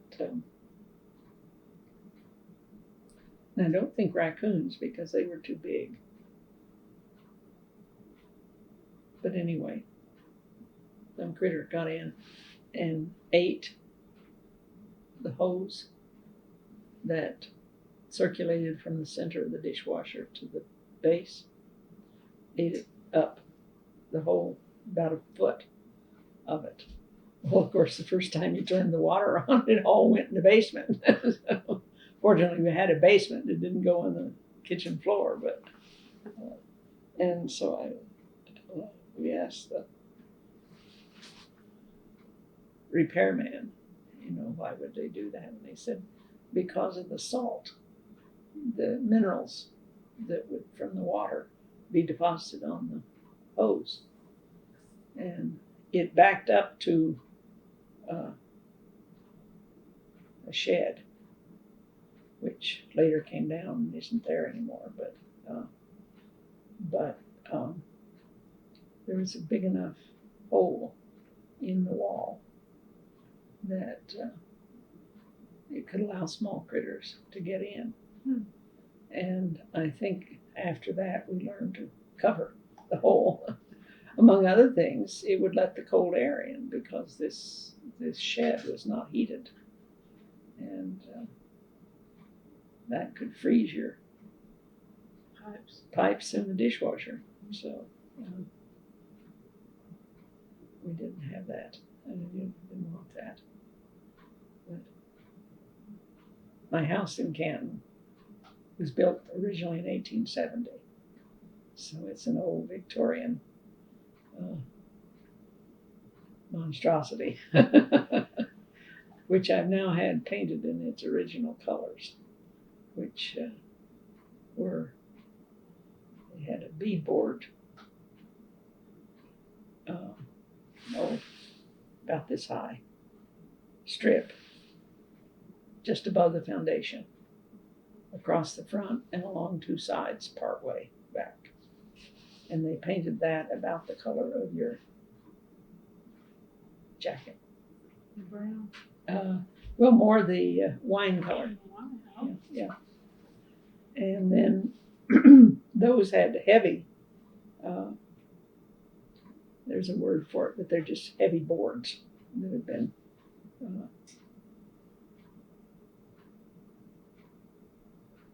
had the edges taken off, but they're fairly heavy. And then, of course, posts on the side. And then a porch, a front porch, plus window fittings that were heavily carved. Not really, it's done by machine, but that's all dark gray. And then above the wine-colored beadboard, and for the rest of the house, it's about the color of the wallpaper, tan. Sounds pretty. It is fairly nice, yeah. And the porch had all the turn pillars and all this kind of thing. So This is take 3. Did your father ever visit you in this house in your Victorian? yes, he did.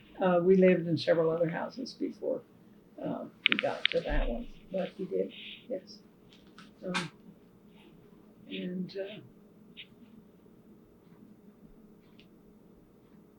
Well, how long were your parents married before the first one passed on?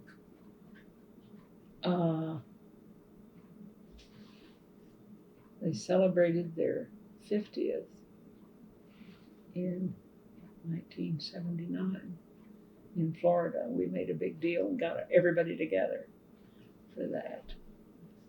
And maybe 79.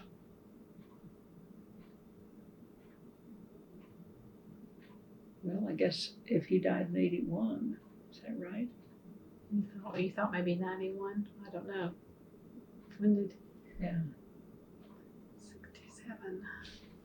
Uh, Well, it would have been about right. It was pushing 60 then. I mean, yes, over I that. think it was. I don't think it was over that, but yes, it was pushing 60. And they had, of course, we had photographers and everything to take pictures. So. And he wasn't a very tall man either, No. was he? No, and neither was my mother. No, he was only about 5 feet, 2 or 3, like that.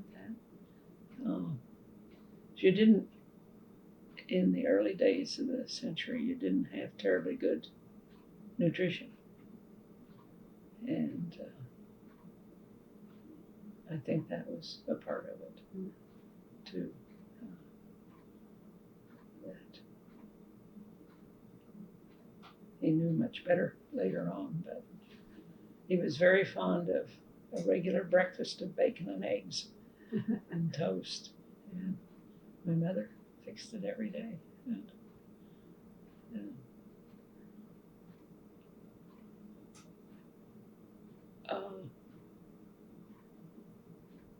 Now my brother,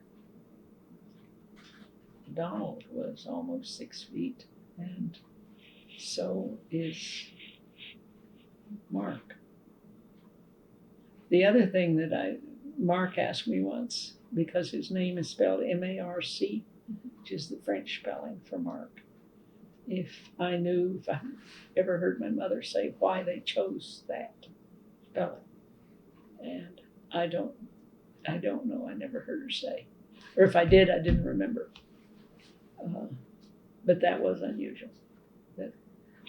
Well, they weren't in Louisiana at any point where it could have had the French No.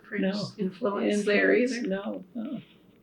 I don't know why. Maybe she was reading a novel or I something. think could be. Yeah. Could be. Yeah. No, I don't know why. And,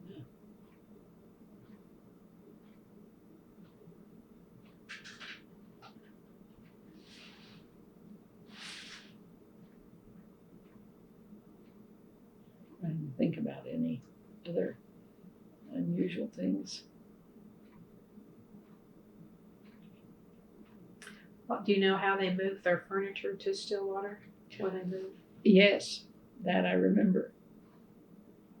They moved it in a freight car, Really? railroad freight car.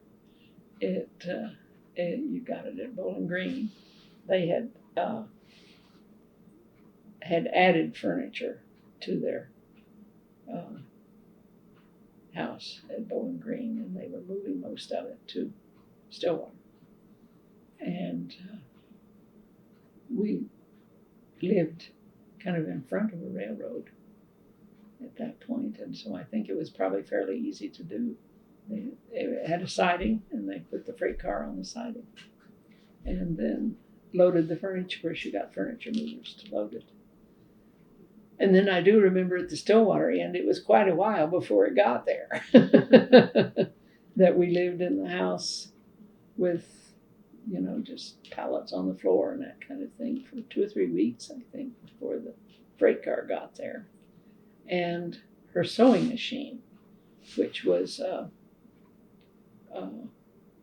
in a stand by itself. I still have it as a end table. Had a leg damaged, and that was the only damage we had in moving it by freight car. So that was kind of interesting. You wouldn't do that now. So, but we could do it then. So she sewed. Yes. She enjoyed sewing. She enjoyed sewing, yeah. And Did she make quilts, or did she mostly clothing? mostly clothing, yeah. And I learned to sew too, and made clothing for high school and college quite a bit. So, but the sewing machine case was a nice little wooden case with a top that came up. Mm-hmm. And so it makes a nice nightstand.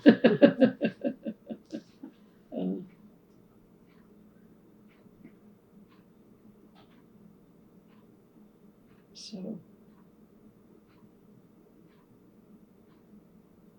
Well, you would have been a teenager then in the late 40s. Were there theaters or opera houses or anything like that in Stillwater? Do you remember? movie theaters. Movie. Movie theaters, yes.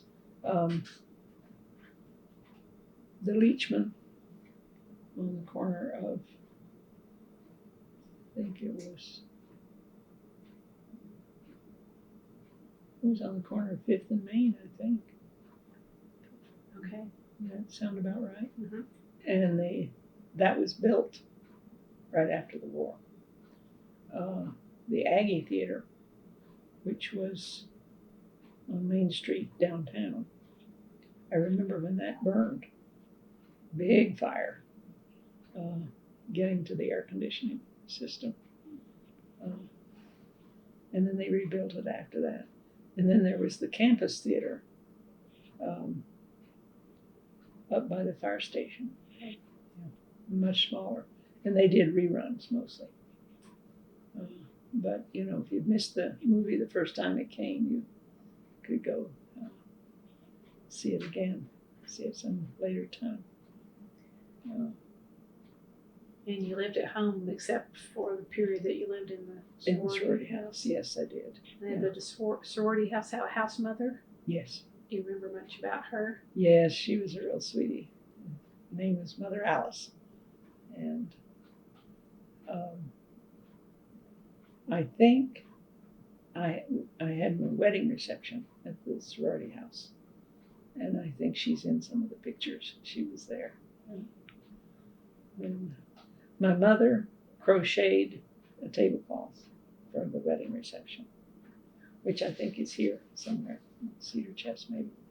And each of the granddaughters has used it at a wedding reception. It's Oh, that's kind of a nice. family treasure. It was a series of little squares about like this, crocheted each square and then hooked them together. So it was a long process, you know. But she was quite good at needlework generally, and liked crocheting. I never learned to crochet. I could embroider, but I didn't learn to crochet. And she would do crocheting, and she did embroidery too. When they went to University of Illinois right after they were married, she was quite shy and didn't get out to meet people very much. So she did a lot of embroidery work and needlework that year. Because all she had to do was cook meals, keep house in this small apartment they were in. And I remember, in fact, she was shy enough. I think it was there. There was supposed to be a reception for the new students. And they were going to go. My dad wanted to, of course. And at the last minute, she said she just couldn't do it. Meeting that many strange people was just not something she could do. And so he apologized for her and said she wasn't feeling well or something. But she outgrew quite a bit of that later on. When they were back in Ada, because they went back to Ada after that for several years.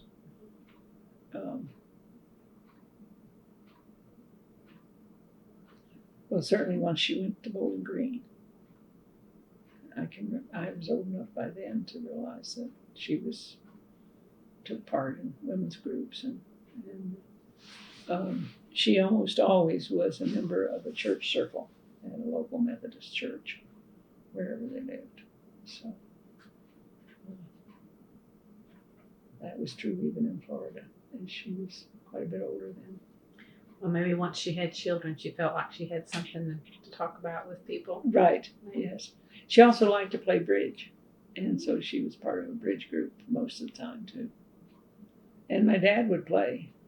Sometimes they do couples bridge, but that was more her thing, because that was a social gathering, a bridge club. And she would occasionally entertain people at dinner at home. And that was usually pretty elaborate. She would do the little three-corner rolls where you put little balls into the cups and make her own bread that way.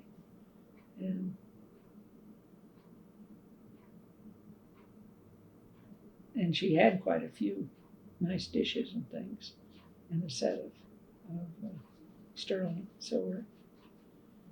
So she liked to have nice things. But And she was a pretty good cook. she was a very good cook. Yes. I've asked. One of her specialties in her later years was chicken and dumplings, where you'd boil a tough old chicken and get a lot of good chicken stock out of it, and then heat that to boiling and do up flour and water and probably some kind of yeast with it, soda maybe, something like that. Make a dough in little balls, and then you drop that in the boiling water, and they would cook in the boiling stock. Yeah. And when they were done, you'd have those with the boiled chicken. So that was very good. And Yes, I have a good many recipes that she was fond of on my computer. Anyone particular that's might have been your father's favorite? Oh, let's see. Well, he liked the chicken dumplings too, of course. So,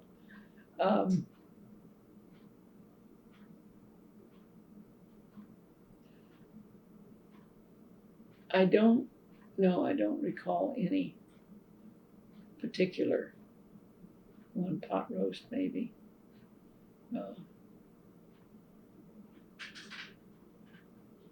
And he certainly liked that. Any desserts? Oh, yes, yes. Pies, Pies. anything, yeah. She didn't make a lot of pies that I recall. He was very fond of ice cream too, so that was often dessert. But like I said, breakfast had to be bacon, eggs, and toast. Not homemade biscuits. No, though she could do that because she had grown up with that. My grandmother had one of these large cabinets that had a flour holder in it that you could then sift the flour out of it. And they made biscuits twice a day for bread, breakfast and dinner, which was noon. So they'd have fresh biscuits for those two meals. Then for the evening meal, which was supper, sometimes light bread.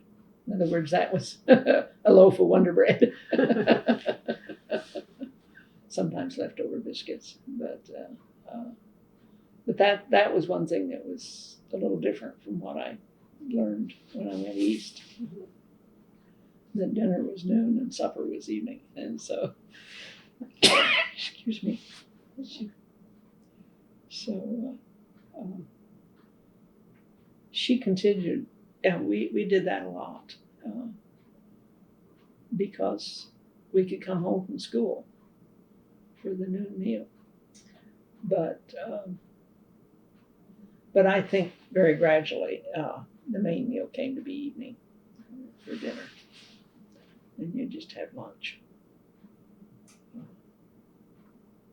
Well, those were the days too that the groceries could be delivered to your front door.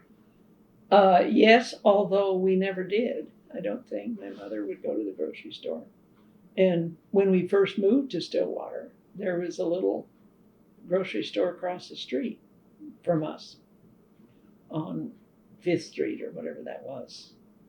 And I can remember being given a dime to go to the little store for a loaf of bread. That's what it cost.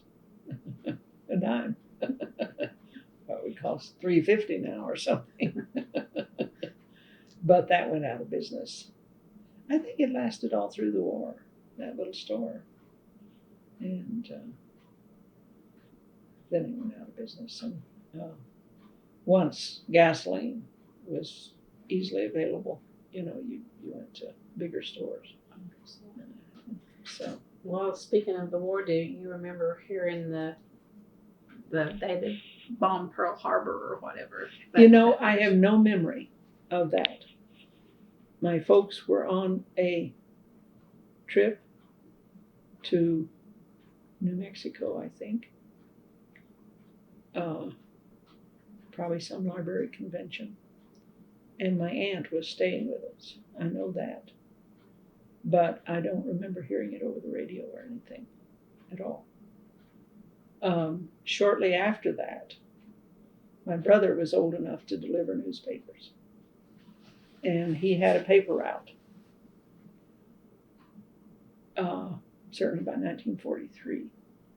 And I do remember D-Day because we were awakened at 4 o'clock in the morning. They were calling for the paper boys to come and deliver a special. And so they had to get up. He had to get up and go deliver papers. I was thinking of that. One of our high school reunion visits was to the Stillwater Museum. That's Sheard or something like that, Sheard Museum. And I was telling somebody there about that I remembered that. I looked around to see if a copy of that paper was posted, but it wasn't.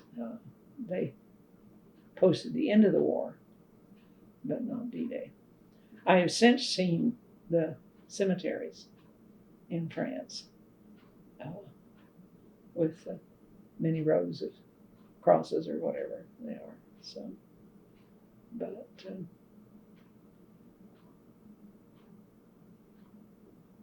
and I remember also that for many years we subscribed to the Ada Evening News. It came in the mail. And I think my dad read it as much as he could. He wanted to kind of keep up with Ada.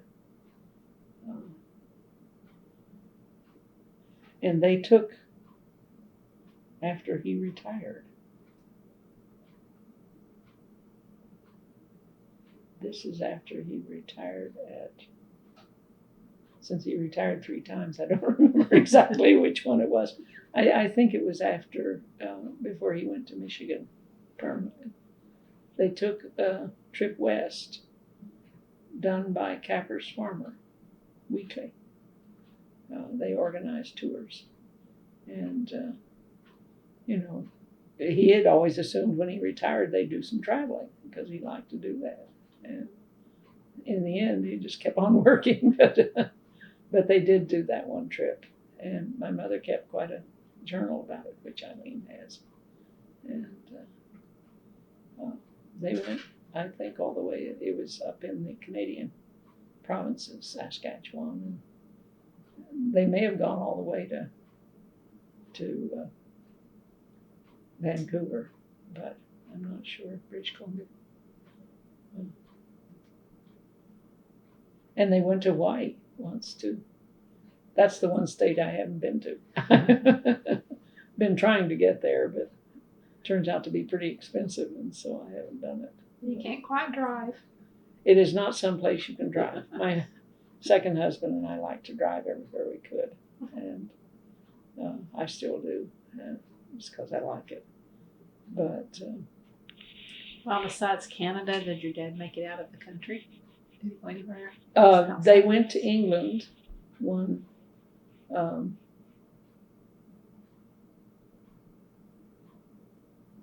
spring. Yeah. I think that was an ARP tour. And I'd already been to England a couple times by then. And so I flew over and met them there.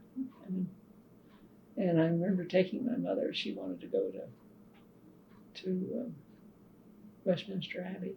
We went to a service in Westminster Abbey. And where else did she want to go?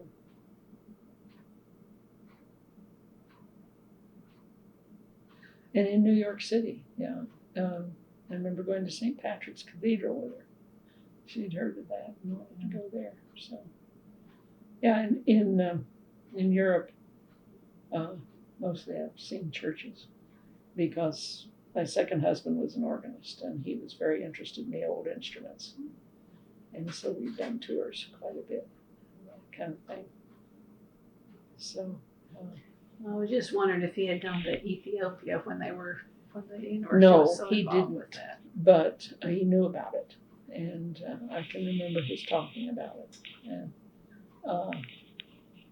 being annoyed that the coffee companies interfered or tried to interfere politically with their promoting coffee production in Ethiopia, where the agriculture people had said it would be ideal for growing coffee. And I think now you can get Ethiopian coffee, but there was some opposition to it, to promoting it at that time. He was annoyed with them because of that. So, and of course it was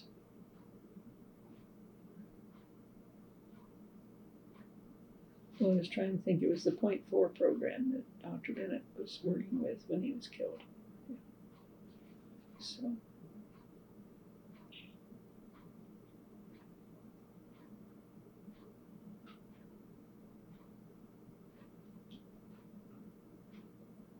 Well,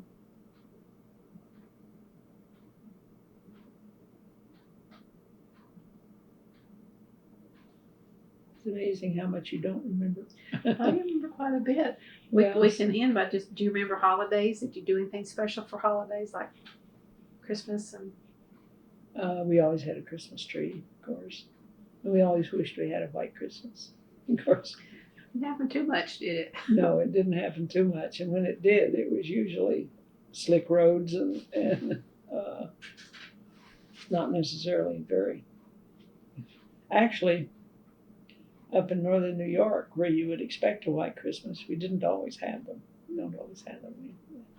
We can have a spell of warm enough weather to melt everything.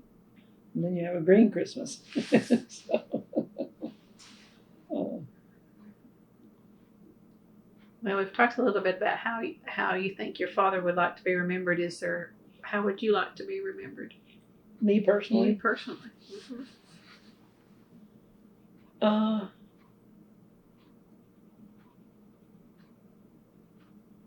That's a good question.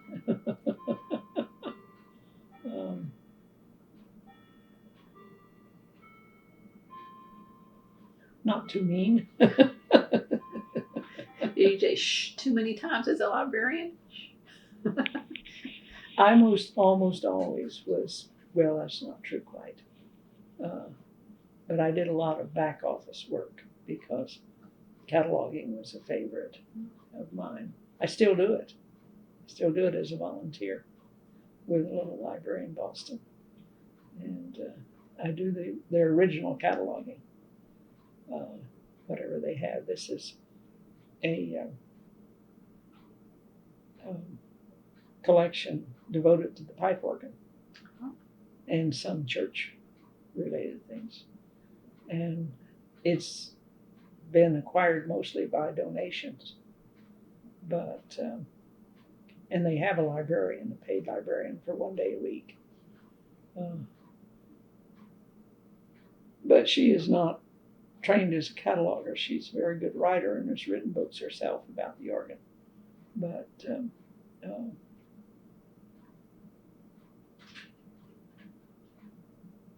she doesn't catalog originally in OCLC, and I can do that. So I do that on a volunteer basis, and that's nice because then if I'm not there, don't want to be there for something, I can just say, I can't do it. So I've cataloged quite a few things for them and still keep up with them. They have a fairly active committee for that library. So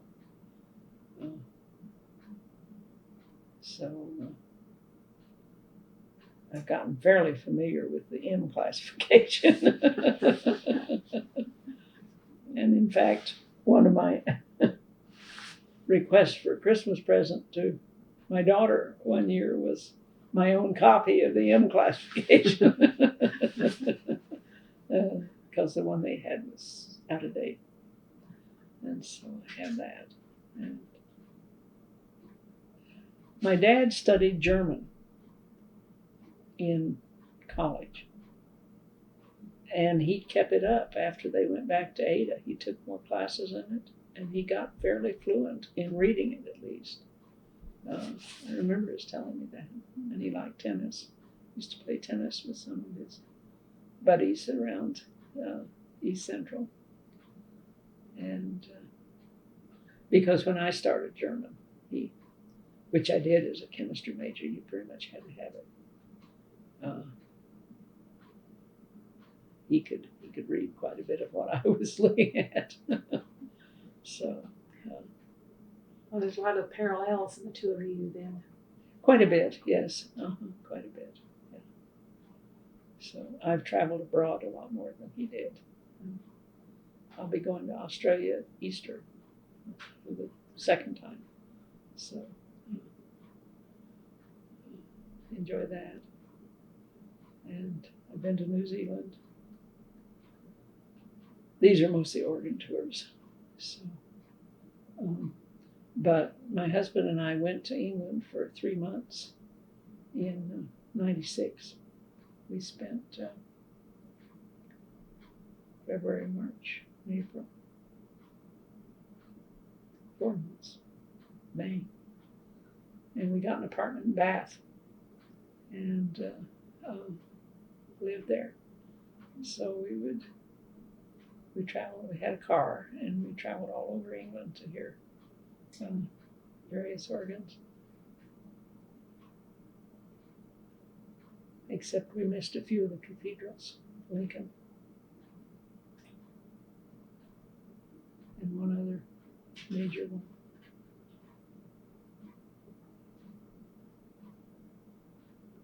Well, some of the older theaters had organs. Yes, they did. You know, the one in Knoxville, Tennessee, still has it and had it refurbished, and they still use it from time to time. Yeah. Yes, it's kind of popular where the cities had a large theater to show if you get somebody who can play the organ for the silent movie, to show some of those again. Some of our organ conventions have shown those. It's great fun. Have somebody who can do it properly. And to come up out of the floor while they're playing. Yes. While they're playing. Yes, that's fun too. Yes, there's a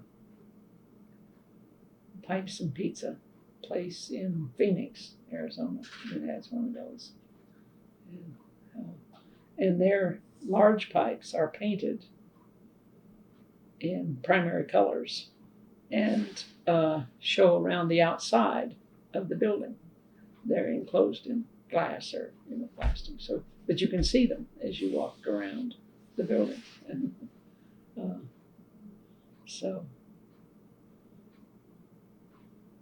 yeah, it's fun to see those.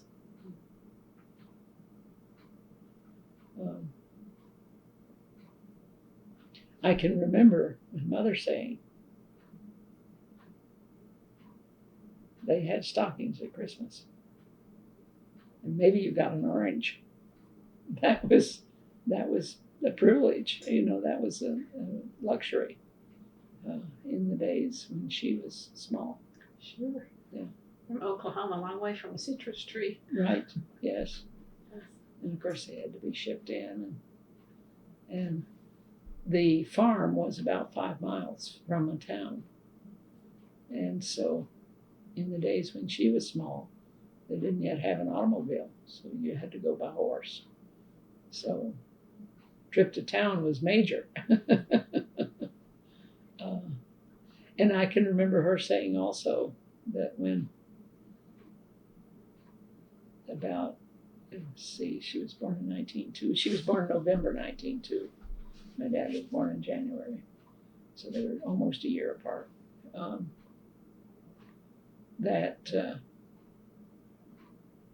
About when she would have been about 16 or something like that, my grandfather decided he'd buy a Model T.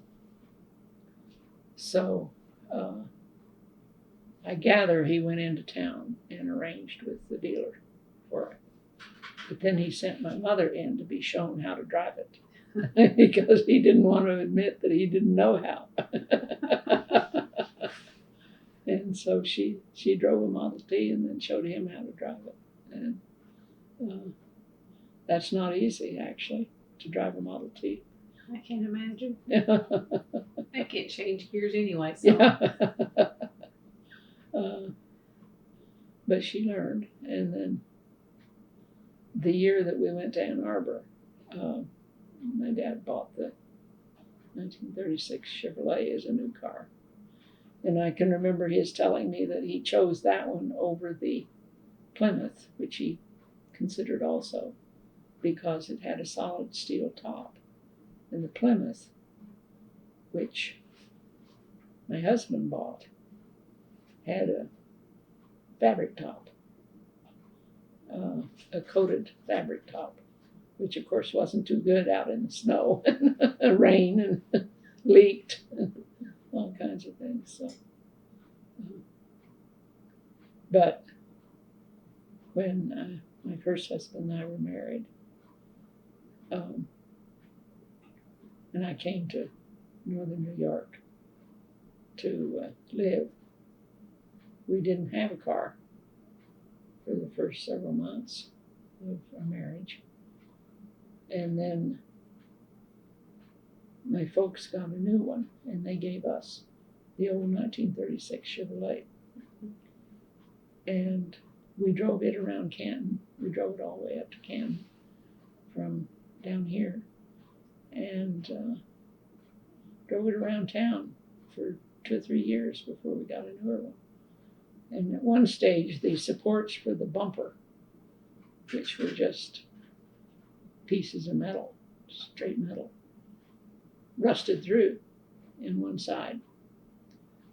And so we didn't have enough money to replace the bumper. That was expensive then too, and certainly it's expensive now. So it was on the side where the license plate was. So we just picked it up and propped it on the license plate. Probably got some pictures of that somewhere. So,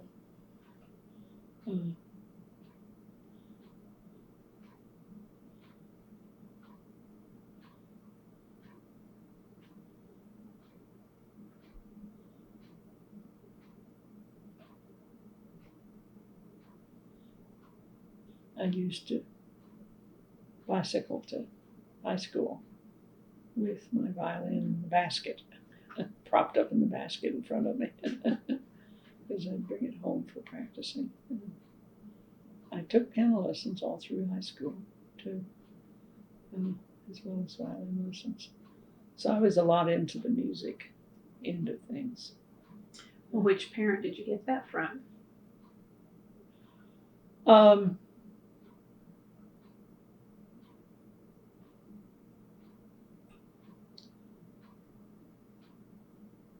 Probably my mother, who encouraged me. As I say, they had me start piano lessons when we were in Bowling Green. And then I continued when we got to, and my brothers also, she really thought everybody should have piano lessons. Okay. And my grandfather had bought a piano for her. And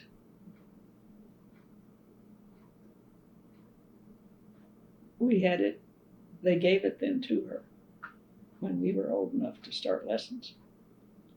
And so I think they had it shipped to Bowling Green. Yeah. It was a big, heavy old thing. My son has it now, and it had a walnut case. And it was my grandfather's wish that if nobody in the family wanted it anymore as a piano, that we at least keep the walnut, because it was good wood. And so he has it sitting in the house in Cambridge, Mass. Right now, and I don't know what he'll do with it if we sell the house, because Will it come to yours? it probably will. It was in mine for a while. I have my husband's piano that his mother bought, but I don't play much anymore, so it tends to collect junk, piano bench. So, but I find that I got interested in trying to learn to play the organ too. I kept saying that when I retired, I'd have time. And somehow when you retire, you don't know how you ever had time to work, because partly it was having an instrument, to practice on.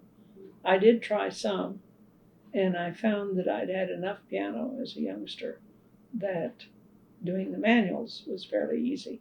I'd sometimes forget that they were separated, and get down here. But boy, training your feet was something else, and I hadn't done that, and I haven't taken enough lessons to be able to do it still. Now, I have in my house in Canton, I have a reed organ, with pedals, so that if I would ever bother to do it, I had pedals to learn on. And actually, I still hope to do that. I think that I should learn to play it enough that if I go on organ tours, I can also play some of the organs that we visit. Sure. But that's for the future, maybe. Hey, that in Hawaii, that sounds like two good goals. Yes. I got to get to Hawaii at some point. So there's a particularly well-known organ in Sydney, Australia. One of the few in the world that has a stop with a 64-foot pipe. That's pretty tall. That's pretty tall. And of course, then the pipes are graduated, so it's got a 63-foot and 62 and so on. So it's in Sydney's town hall. And it's been they often have concerts on it, but it's been out of commission for at least 2 years now because they're doing repairs on the town hall, which is still really a municipal administrative building there. But the next meeting of the Organ Historical Trust of Australia at Easter is to be in Sydney. And so I think they hope that it'll be enough done by then that they can have a performance there. If not, the group is small enough that we can probably arrange to see it. If I'm told by other organ people who have been to it that the great big pipes make their sound by a vibrating, essentially, piece of metal across the opening to the pipe.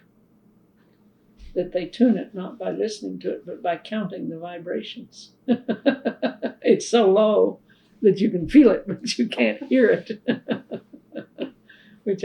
And my husband always wanted to be able to see that. And of course, we never got there. He didn't. I went a year ago this October. Just a year ago now, to their convention in Melbourne. But Melbourne doesn't have one with that big. So yeah, that was really nice. We then went to Adelaide and took the train up to Alice Springs so we could go see the Ayers Rock. And through the Outback. I had definitely seen the Outback. And I was very disappointed. The only wild kangaroo. I saw one. And they think the train tended to scare them away. Yeah. We did see wild horses and some wild camels, but I didn't see any wild kangaroos. Now, some places we stopped in bus tours and so forth had them around, so I certainly saw them, but not in the wild. And the whole countryside is about the color of that chair. Like orange. Almost OSU orange. Yes, Almost. just about. Yeah. To show you the picture of the library there, they've got a spotlight for it. And I was very fond of the pictures of the library. And so proud of their association with it and so forth. So, Well, we about talked out. I think so. I bet you are too. I'm fine. If you want to go longer, we'll go longer. If not, we'll close it off. I do remember when we first moved there in 1940, Angie DeVoe had just published her book, And Still the Waters Run. And I can remember his explaining to my mother why that was a problem, that book. And he hired her as OSU's map librarian, so she would have a source of income. And she was active in the Methodist. She had a place there in Stillwater, too. We lived there while she worked there. And She was active in the Methodist Church, I remember that, as my folks were as well. So, Betsy, my sister-in-law saved an article there about Angie DeVoe. So, You met her, or you? oh yes, I knew her pretty Knew her. well, as a family friend. Right. Yeah. And it was a long time before I understood what the significance of that book was. And of course, knows it's a lot better now. You still see a lot of problems with Indian lands, and She was ahead of her time too. way ahead. Yeah. She lived a long time though.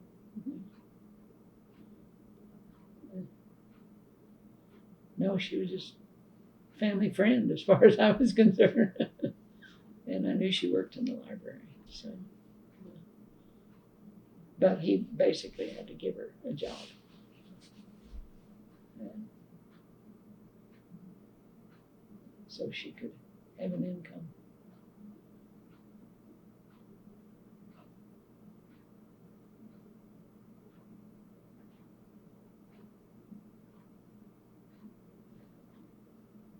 I hope, will be sorting through some of the papers that we brought from Florida. He had pretty well sorted through them himself, and so there's not a lot. But I certainly will keep the archives in mind. Sure. About anything unusual, I'd like to go there. So, seems to me I found a certificate for graduation from a school or something, high school maybe. For some reason I had, and I thought, well, now that really ought to be in the archives. So if I come across it again, I'll make sure it is. Put it in a file. Put it in the file, yeah. Well, even your mother's journal from their travels might be interesting to Okay. at least scan if you didn't want us to have the original, to at Right. least scan. I'll scan mention it to Eileen, yeah. And like I say, there's some letters that she wrote from her days at East Central. So even those, I think they would be, again, if not the original, At least, borrow them long enough for us to scan them and give you back the Right. originals. yeah. And Eileen has more of that stuff than I do. Partly because she's closer. Yeah. Sure. So I'll mention that because she's very busy. She's quite active. Well, she works now as an assistant for Michael Nolan, who is estate advisor downtown. And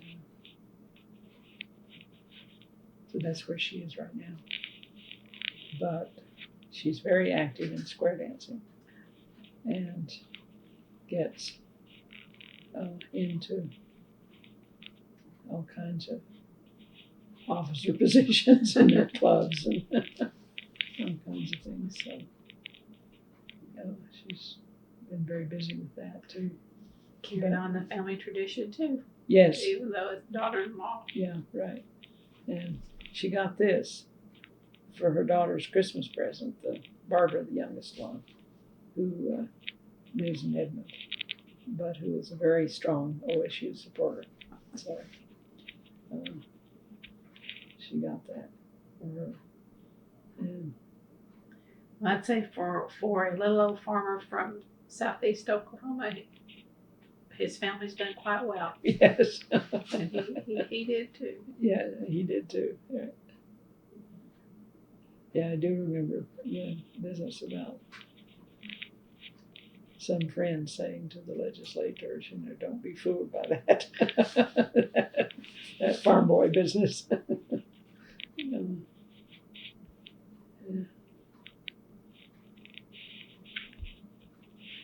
Yes, he would occasionally talk about some of his experiences with the legislators. in the actual lobbying part of it. And he said often he found that the legislators were more receptive to what he was lobbying for because it was no personal gain for himself. That so often they had to cope with people for whom there was personal gain in the legislation.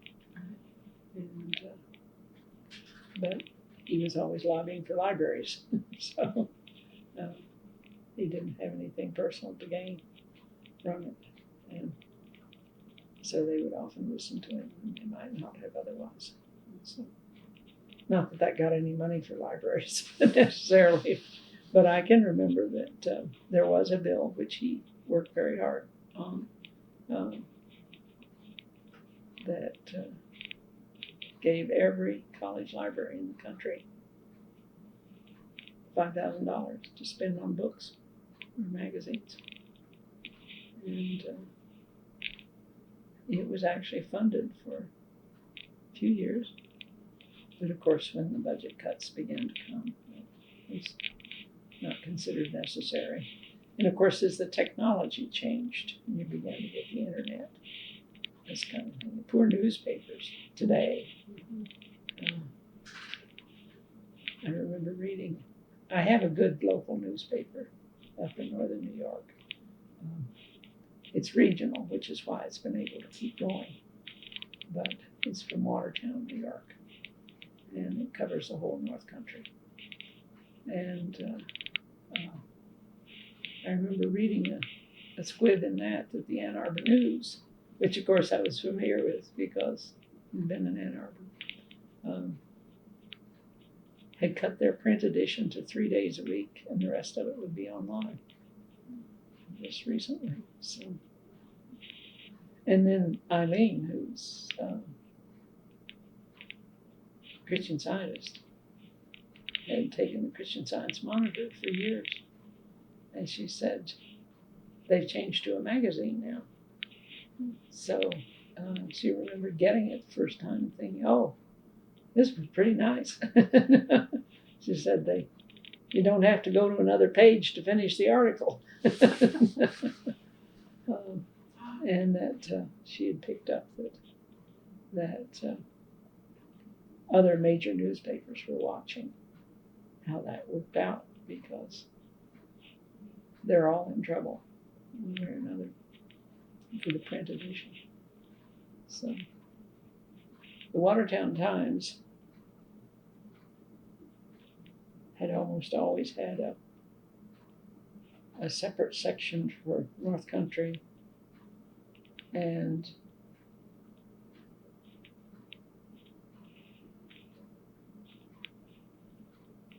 I guess North Country.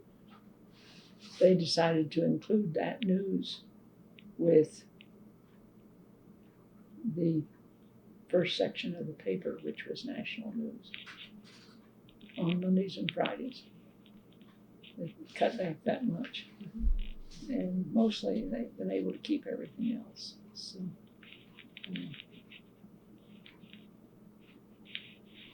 it's always been a pretty good newspaper in the sense of covering a lot of news, foreign news and human interest news and all that kind of thing. So